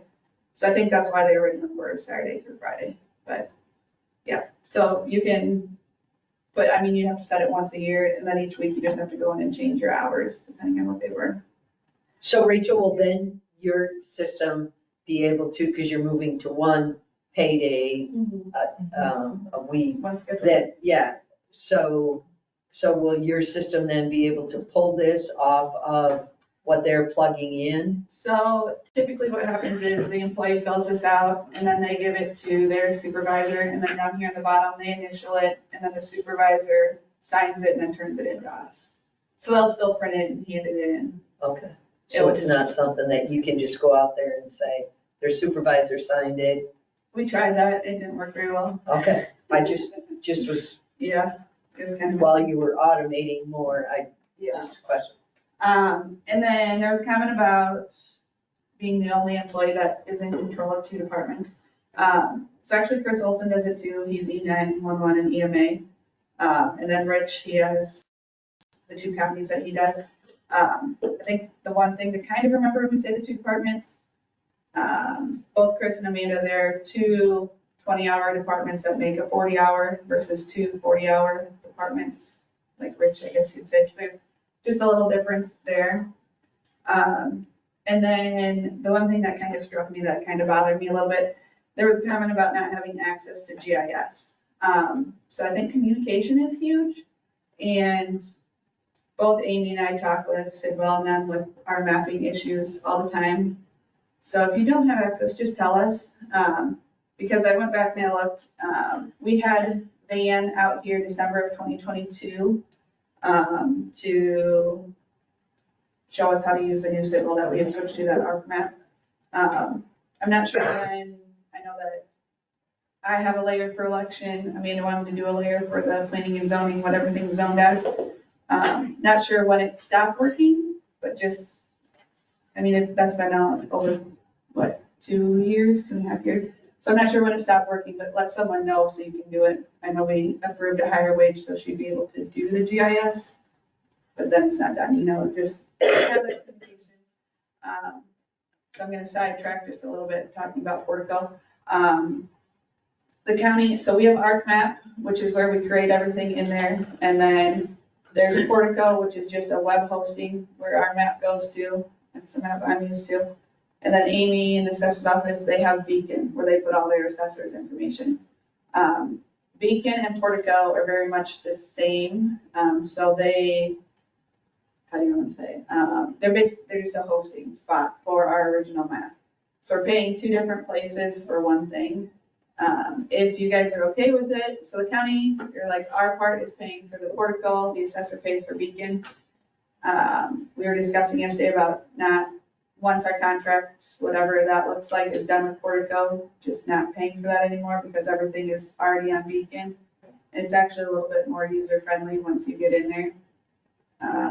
If that's good. So we'll still be able to do everything like we would be as far as drawing in the map. It's just only gonna be hosted on Beacon instead of both of them. I'd say what works for the departments that are discussing this. Yeah, And the data coming up. you right. know, making And sure so that you're Amy and I talked, we have one more step to, so I have my precinct maps and my supervisor maps. You don't currently see them on the website, but we can link that, so then if you were to click on a parcel, you should be able to see like what precinct you're in and whatnot. Hopefully go a little bit further with that, but it's just one more step that we have to add. Once we add it, then it's there, so it worked the same as Portico, like I said, but. So, say Amanda wants to come in and do a layer, can she do a layer on Beacon for her? Yep, so it'll be just in that ARC map, I think it's like ArcGIS Online, is what it's officially called, maybe. Yep, so once she creates it in there, and then we just have to, there's a way, Amy, she's probably more descriptive on it, but there's a way to link that then to like the parcel polygons that then will show it. And we just, and all she really has to do is contact Beacon, and then they add that layer, and then it's there, so. Okay. Seems pretty easy once it's all said and done. And then It it's sounds in easy when we don't do it. Yeah, right. Yeah, so that's just one thing left to talk about. And then talking with Ann last Friday with Ehlers and Cooney, kind of working through the salary part. Just because there was discussion on possibly giving her a higher wage. She said, I wrote down here, exact, to add the budget clarification and just to try and be consistent, but if there is going to be a different wage, there needs to be a motion for it in the minutes, so. I guess then my question for the clarification, are you approving the one employee receiving a $2.30 raise and then a 3.3% increase on top of the raise? And then if not, but to please make a motion one way or another for proper budget and minutes. I was thinking that's what the conversation was that day, was the bringing the raise brought the individual up to where the board felt the individual should be at, and then the cost of living increase went on top of that. I was thinking the other board did the same thing, I thought. Yep, so if you guys are gonna do it, you just need to have a motion for it. Okay, we didn't do that day, that we were just, No, because it's just budget. this is Board of budget. Health did. Yeah. Okay. But. Yeah. Okay. And that was before I. so we were just talking at our budget meeting then. Right. Okay, Rachel just took minutes, but we never voted I see. on anything. Okay. So. So is that gonna, do we need an agenda item to do? So, The budget. yep, so the budget clarification is. It is. Part of that then there? Yeah, Yep. so I just didn't know, is there anything else you need to talk about before we No, go? that's all. Alright. I have a question on that. When we approved her, gave her that raise to get her up, We didn't approve it. okay, I'm sorry, agreed to. I believe that was taking effect a different date than the 3.3, which would have been July 1. I thought we talked about getting her up like that month. Or No. We did not? No, we stated it as, it would be a dollar amount raise plus whatever we decide, because we just decided that day that it'd be a 3.3% increase. So she had to go through and recalculate how much it would be. So we didn't even have a hard number on it. So she had a dollar amount and then the 3% raise on top of that.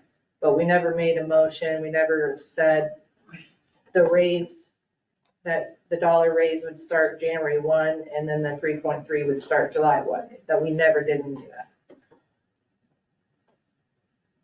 If that makes sense.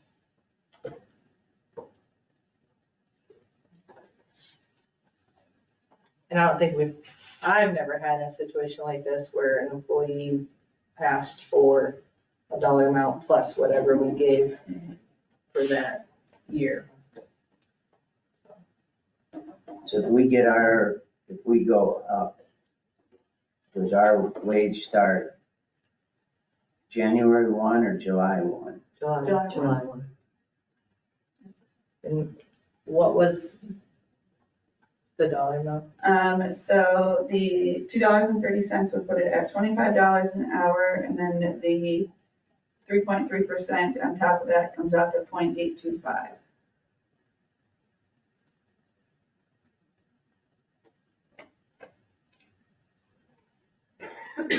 So if a motion is made that I'll make the motion and I'll withdraw if it's wrong. So I move to approve that we increase the planning and zoning employees' base wage to $25 an hour with a cost of living increase of 3.3, all starting July 1st. Is that clear? Is that clear to the board? Is that with a $2 raise or not? Yep, because that would put it at $25. I think that would be good for the rest of the employees that only got a 3.3% raise. Well, there's been a motion, so I Jim don't made a have a motion. problem discussing that there's been a motion. Jim made a motion, is there a second? I'll second. Todd, second. Any further discussion? Mark? No, I think that would set good precedence for the rest of the employees that are only gonna get the 3.3. The idea was, and I have that spreadsheet that I had that day, that the 25 was to get her into the range where other people that have comparable responsibilities, it gets her into that range. And she is a department head, she's her sole employee, department head, but, so my answer to you is that the 25 gets her to the range where other people are at. So let me ask this question. Are we talking about the sanitation part of the job, or you're talking the planning and zoning? Just Planning planning and and zoning. zoning, that's all we have control over. Right. So when I looked at the planning and zoning comparables for the two counties population-wise above us and the two counties below us, I think the top one, two counties above us, was like at $6,800 a year. And you're currently at what, 22.6 for that portion, you know? Now, granted, the sanitation part is a little different because that's where things get muddier when you're looking at a comparison between counties, because some of them, on the Board of Health and the Public Health and how they maneuver those numbers, it got a little more challenging. But if you look at the two counties above and the two counties below, the two counties, you know, with greater population from Mitchell County, I usually look at a 5 to 10 county range, so to speak. And the high there was like $6,800 a year for planning and zoning. Now, I will grant you that on the planning and zoning thing, we have additional projects on the table, you know, this year with the wind ordinance that they're working on, you know, other ordinances that they're looking at and from that standpoint. But if you're talking about comparing it to other counties, I guess I just, you know, unless you're looking at different data than I was looking at. I was looking at data of the Mitchell County employees. Okay. So it's not a comparison of planning and zoning and sanitation within Mitchell County, it's just, So I was looking at planning and zoning in other counties relative to our population, what are they, what are they putting out for their planning and zoning Can I go get my administrative file person? on So, her? Because she gave us something that day, and maybe you would Was like that- to look at it. what's that? Amanda gave us something that day for, let me just go get And it. she gave us a comparison as far as other counties for herself also that day.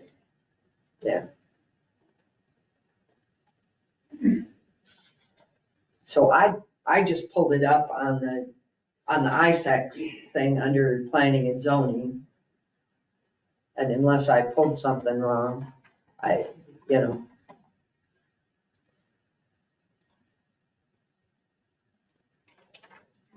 And there again, a little more difficult to determine, but she is technically part-time planning and zoning. And whether those people, even if those people are part-time, it's I'm just saying what.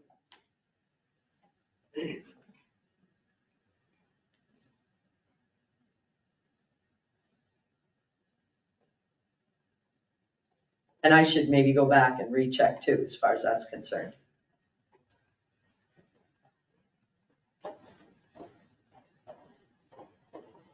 Because I wasn't on board when you guys made that.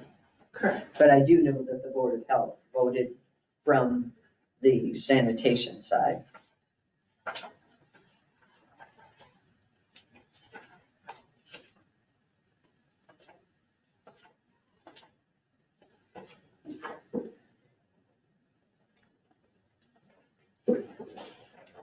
So, yeah, this is what she gave us, and Okay. she highlighted, Right, but this is our county employees. no. Oh, Yeah, yes, it yes, is. yes, yes. Yeah, Okay, so yeah. so she this did is go just off a of- comparison to our To- county employees. Yep. I guess I'm looking at, and it doesn't matter whose job it is, I'm looking at the job, the position, from that standpoint. That's why, whether it's us or anybody else, I look at a comparison of other counties in the same population range as us, which I would assume would be somewhat similar projects to ours, that are working on. And that seemed like a considerable spread for planning and zoning.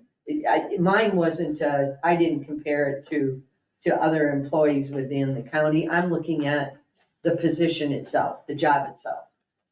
So hopefully I made that clear. Do That- those counties have zoning, do you know? And yeah, they have planning and zoning. So that's, Are they a county that has zoning though? Do they you know, have and zoning? I could check that, but even if that's the case, that seems like a good amount of funding that's a pretty wide spread, It's a very big spread. so I'm looking at a similar job, similar duties, and I can certainly go back and take a look at, that's a good question. How much zoning are they doing? There's a, Or how many projects are they working on? Like I said, there are three projects that, that are on the front burner right now. The windmill, the possible CO2 issue, they are still gonna address. And Bitcoins was also mentioned at the meeting last night. Can we pull that back up, and can you generate Yeah, the can you look at, population of counties? And that way we can physically see this. and that's okay, but it doesn't also necessarily mean job responsibilities are the same. absolutely, And if those counties even have zoning at all. Some counties right. don't have a zoning ordinance and they don't operate that way, so Let's look at something, I'm for that, it's okay to look at that, but let's look at the population. We all have our computers, well, some of us. We could Google that website. Well, We can can look it up right we now. ask those other counties? Maybe those other people only come in and do something once a year. There again, it would behoove us to get more information, and I should have done that, when I saw this, on there, so I certainly could have rechecked that again. It's okay. It's only 10:25, we got time. Mitchell. So this is fiscal year 25. And I sorted it by population rank. Okay. Yeah, And there are, as you can see, there's, some counties don't have it, which is why there's not 99 counties. I see that.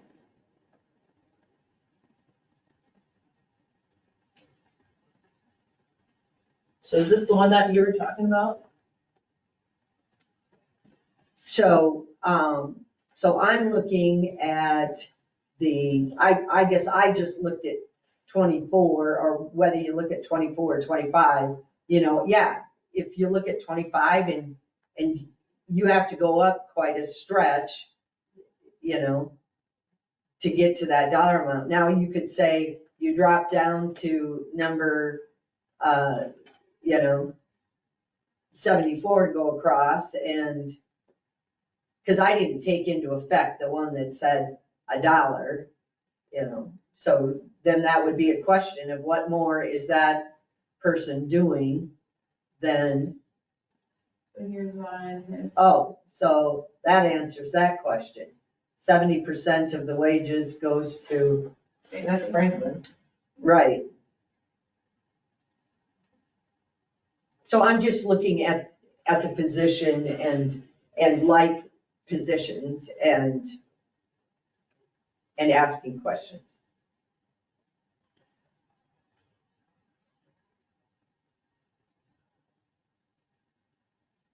I looked at the 66, the 8, the 65, the 6,000, from that standpoint. Who's getting 66? 66, I went farther, even if, I usually try to work within a 5-county range to a 10-county range. Just, to kind of get a range, let's say. I get that 5 So- or 10 either way. I mean, we're looking at some that are $1, which is unrealistic. You're looking at the 6,500, you're looking at 75,000, you're looking at 66,000. But you're looking at the 75,000 in that's combined with something else there, like you say, So there's a asking number of those them questions. So there's a number of them that are upper and lower than what hers is. I don't know what the average of all those would be. I mean, you could easily do it, but, so. I don't have a good answer for it. Yeah, no, I'm just,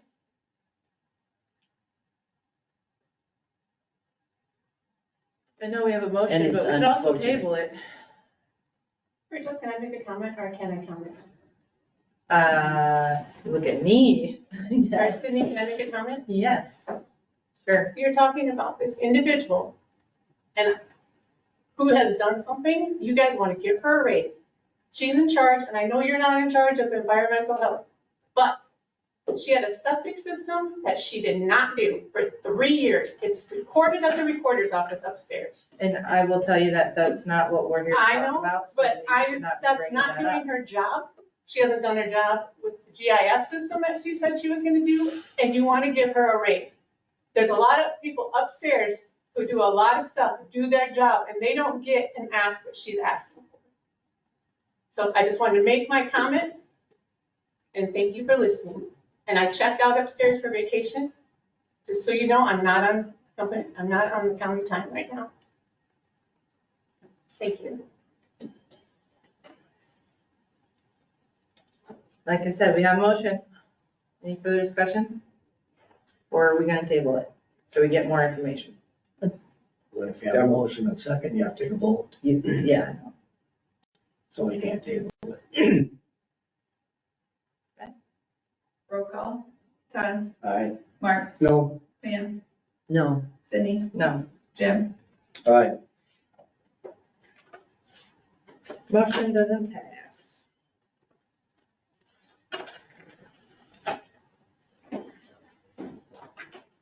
Can we put that on the agenda for next week? So we have some, I would just feel more comfortable talking Absolutely. to I those think other you should. counties. Yeah. And maybe I can The get the majority of the information. vote can do that.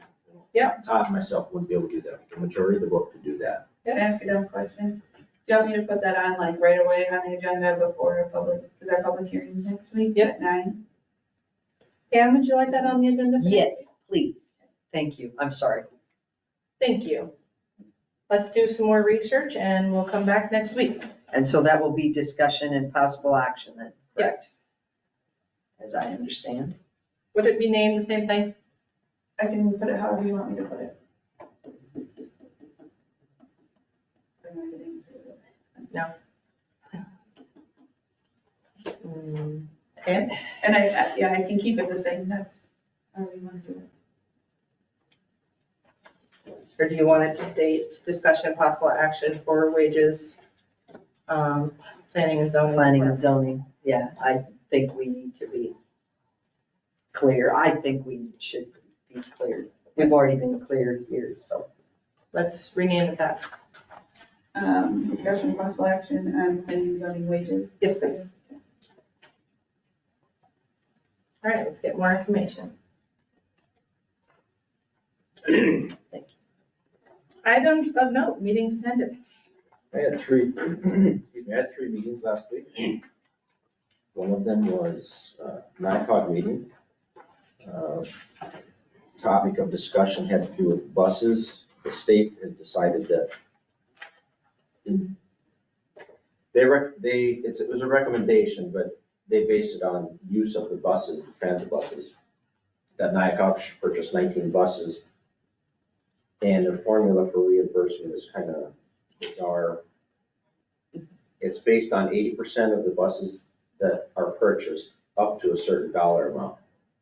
Well, if NICOG purchased 17 buses, then I believe the amount was that they were gonna have to pay about $1 million.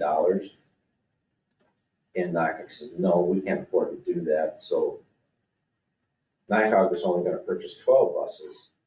And then that brings it into the 80% range where it's gonna be more beneficial to them. And their buses are maintained well, so they don't really see an issue with that happening.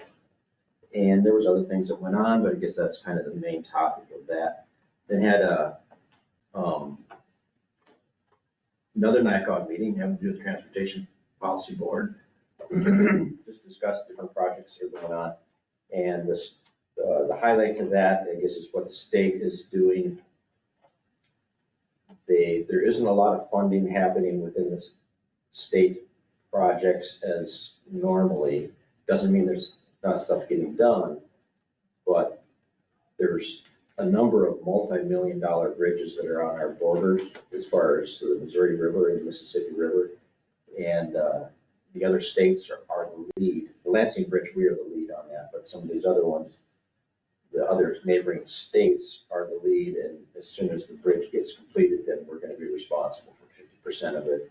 And a lot of that funding is going to those bridges, so it's actually being kind of detrimental to some road projects that are happening within the state. Had a North Iowa Juvenile Detention meeting. And what else? In their Brownstone Center is where it's where youth can have some more longer term stays. They're not necessarily troubled youth, but they're youth that need to have a place to go. They had a grill that they were just simply cooking hamburgers on, and the fire marshal came in and said, no, you can't, the hood you have is not gonna work. You need to do something more. So it was gonna be a $50,000 expense. Well, they did a lot of research and ended up finding something that was gonna be for $15,000, which is adequate and does what it needs to do. So they saved quite a bit of money there doing that.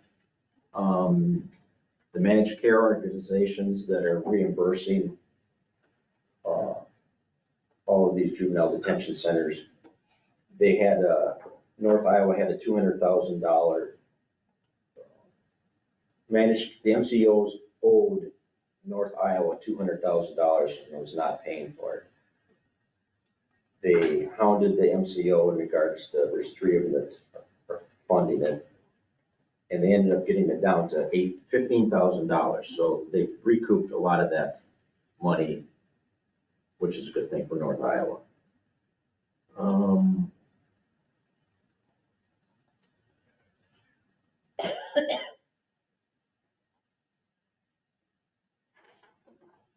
I think that's good. That's it. That's all I have. All right. I also had a NICOG meeting.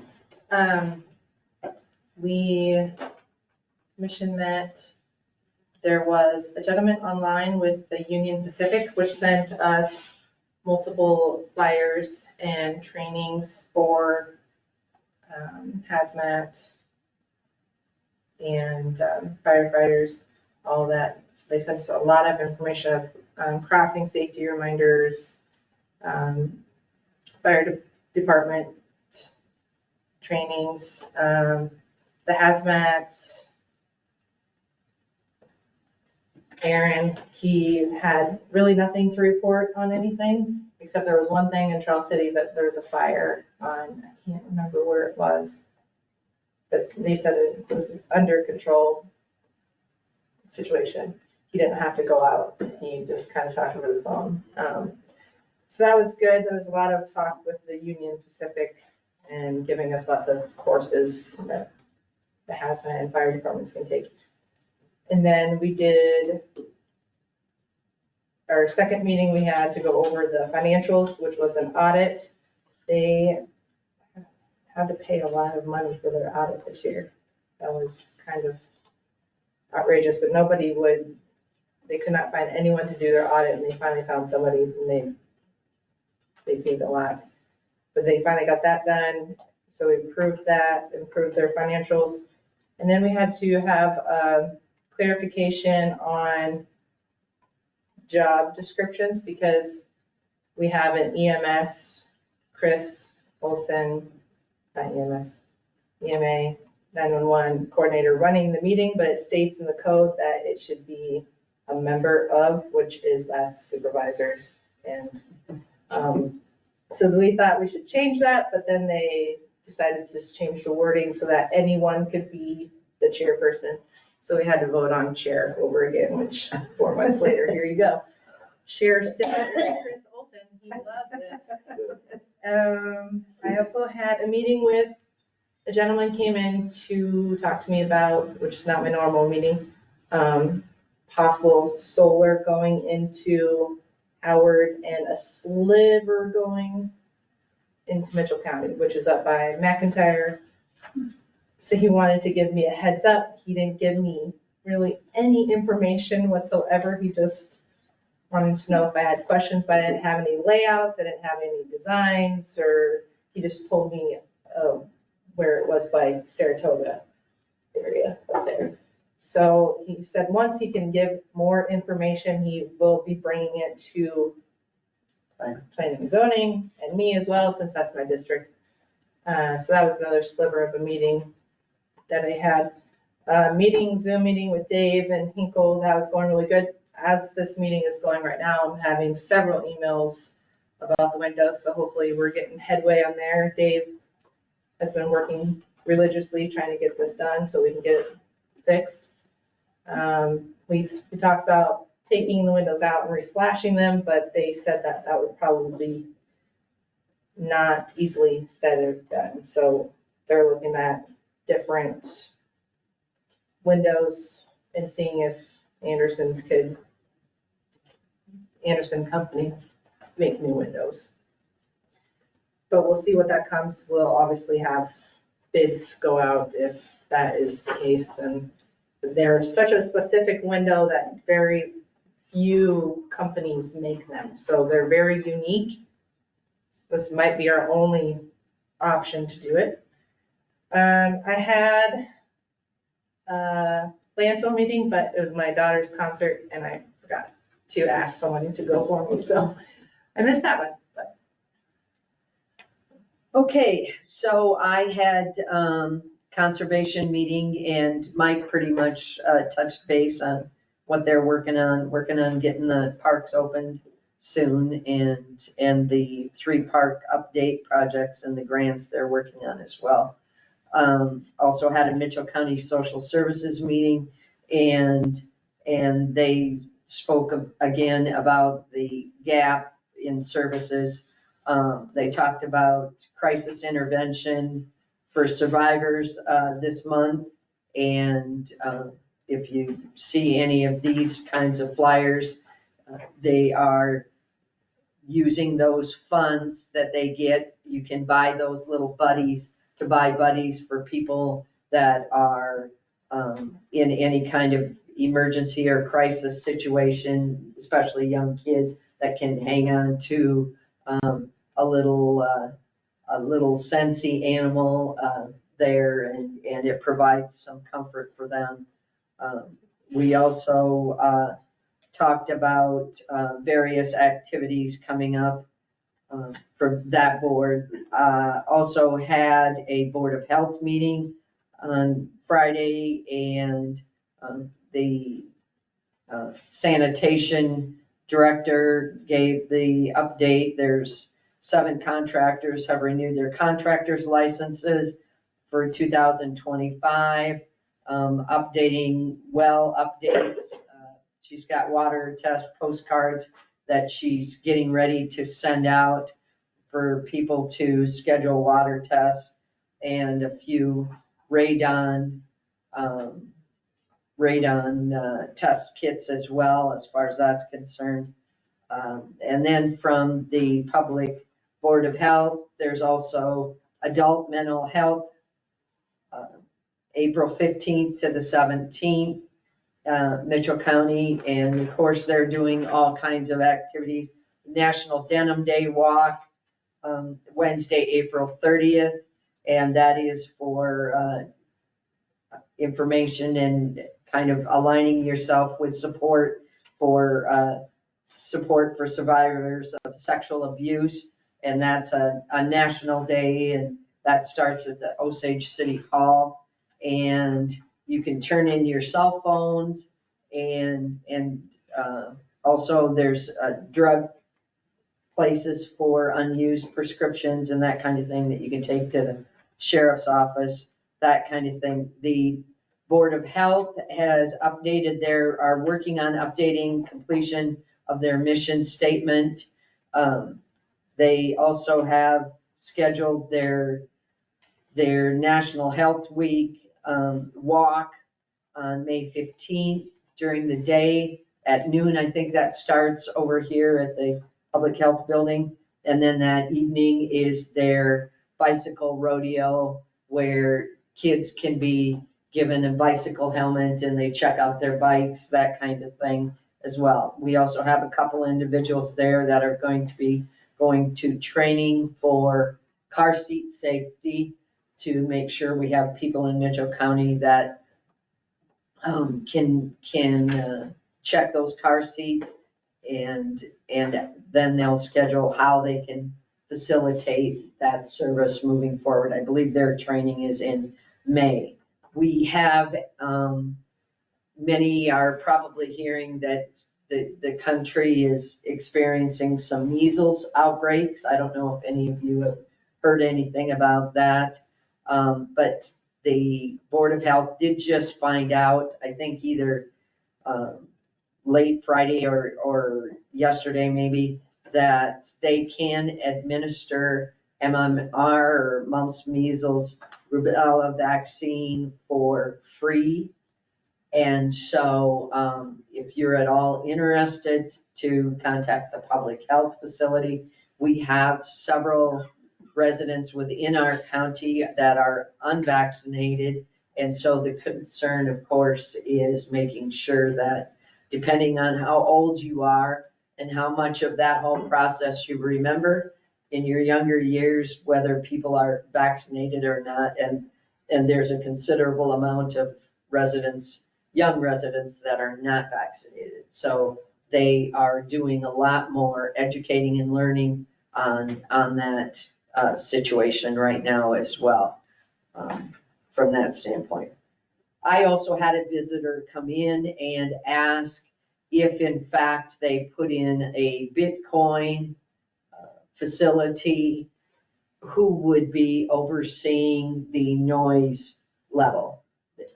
Is there a noise ordinance where the Bitcoin plant was originally proposed? Now, I don't understand that there's any Bitcoin proposal on the table that I'm aware of. I know there was an informational meeting back in November, December, maybe. He's Yeah, knocking on our door to do it. right. so. And I know that they are still very much wanting to move forward with a project.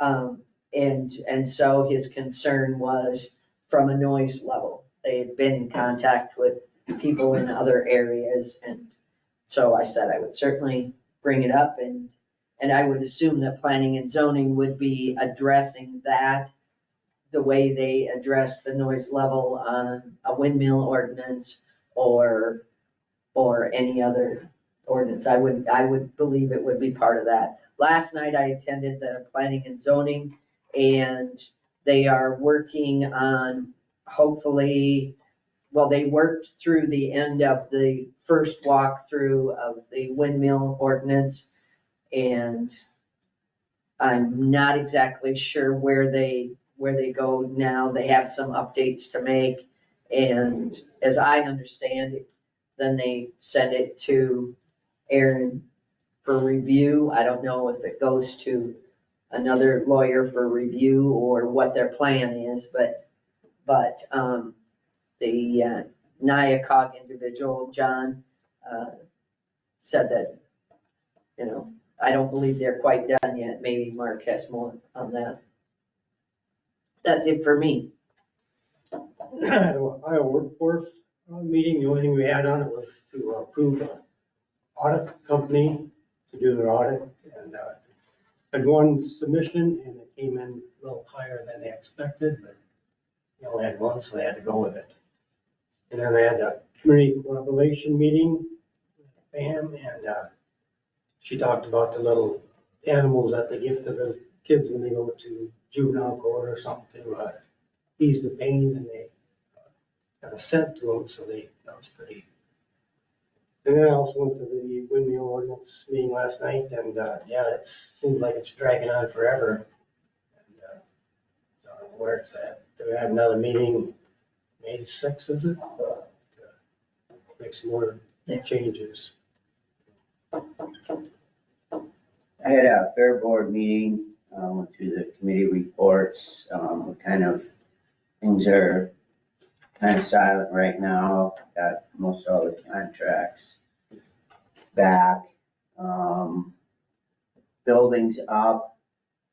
As soon as they went to level the ground off, and it was still froze underneath there. It was last week. And as soon as that gets thawed out, they'll be getting ready to pour the concrete. They're also will be installing the water hydrants and water, electrical. Got a few fans that are going up in there, keep the air moving. And then last night I went to the School Finance 101 meeting. There's going to be more of those coming up. It'd be good for everybody to go, but mostly Mitchell County taxpayers. If they had I suppose there was 30, 40 people there. And I was thinking there was going to be a lot of questions for us, the school board, superintendent, but they went through it so easy to understand about the they call them silos or buckets and what money can be spent on what, and if people ask questions if it's a school that's raising our property tax, and it's it is, but it isn't. But if you'd like to go, I know there's gonna be several others, meetings coming up that, it was good, and there wasn't that many questions asked. They were, I think people understood that you just can't take a bunch of money out of this bucket to pay the wages and this much to pay for the school and the bus. It was a good meeting. I thought a lot of the taxpayers should go to it. So that was it. All right. I just want to add that the Board of Health is updating their website, and the initial updates that they started on look really good, and so. That's. Public comments? Stan. As you folks are well aware, the county has a lot of TIP money available to them. And they also have potential for maybe another 50 million of TIP money. You folks do have some resources that most of the rest of the cities here in Mitchell County do not have access to. In other words, TIF money, especially our little towns. And so I'm really happy to see that you're willing to share some of your TIF money with the little towns. We can't let them go down. We got to keep them viable. And I think it's very important that you folks take a look at the needs of these towns. Well, not only just the little towns, even St. Ansgar and Osage. I mean, they're bumping up to budget problems. And so you should be looking at, we're all in this together. We got to make this thing work in order to keep Mitchell County viable. And I know Supervisor Weary has mentioned more than once that he wants to see Mitchell County grow. That is an admirable position. And again, you're going to have to be able to work with the towns in order to try to accomplish this goal. So I just wanted to make that comment to you, as long as I heard that this morning, that you're willing to try to work with the town of Mitchell, with Stacyville, with their daycare and so on. You must be commended. Thank you. Thank you.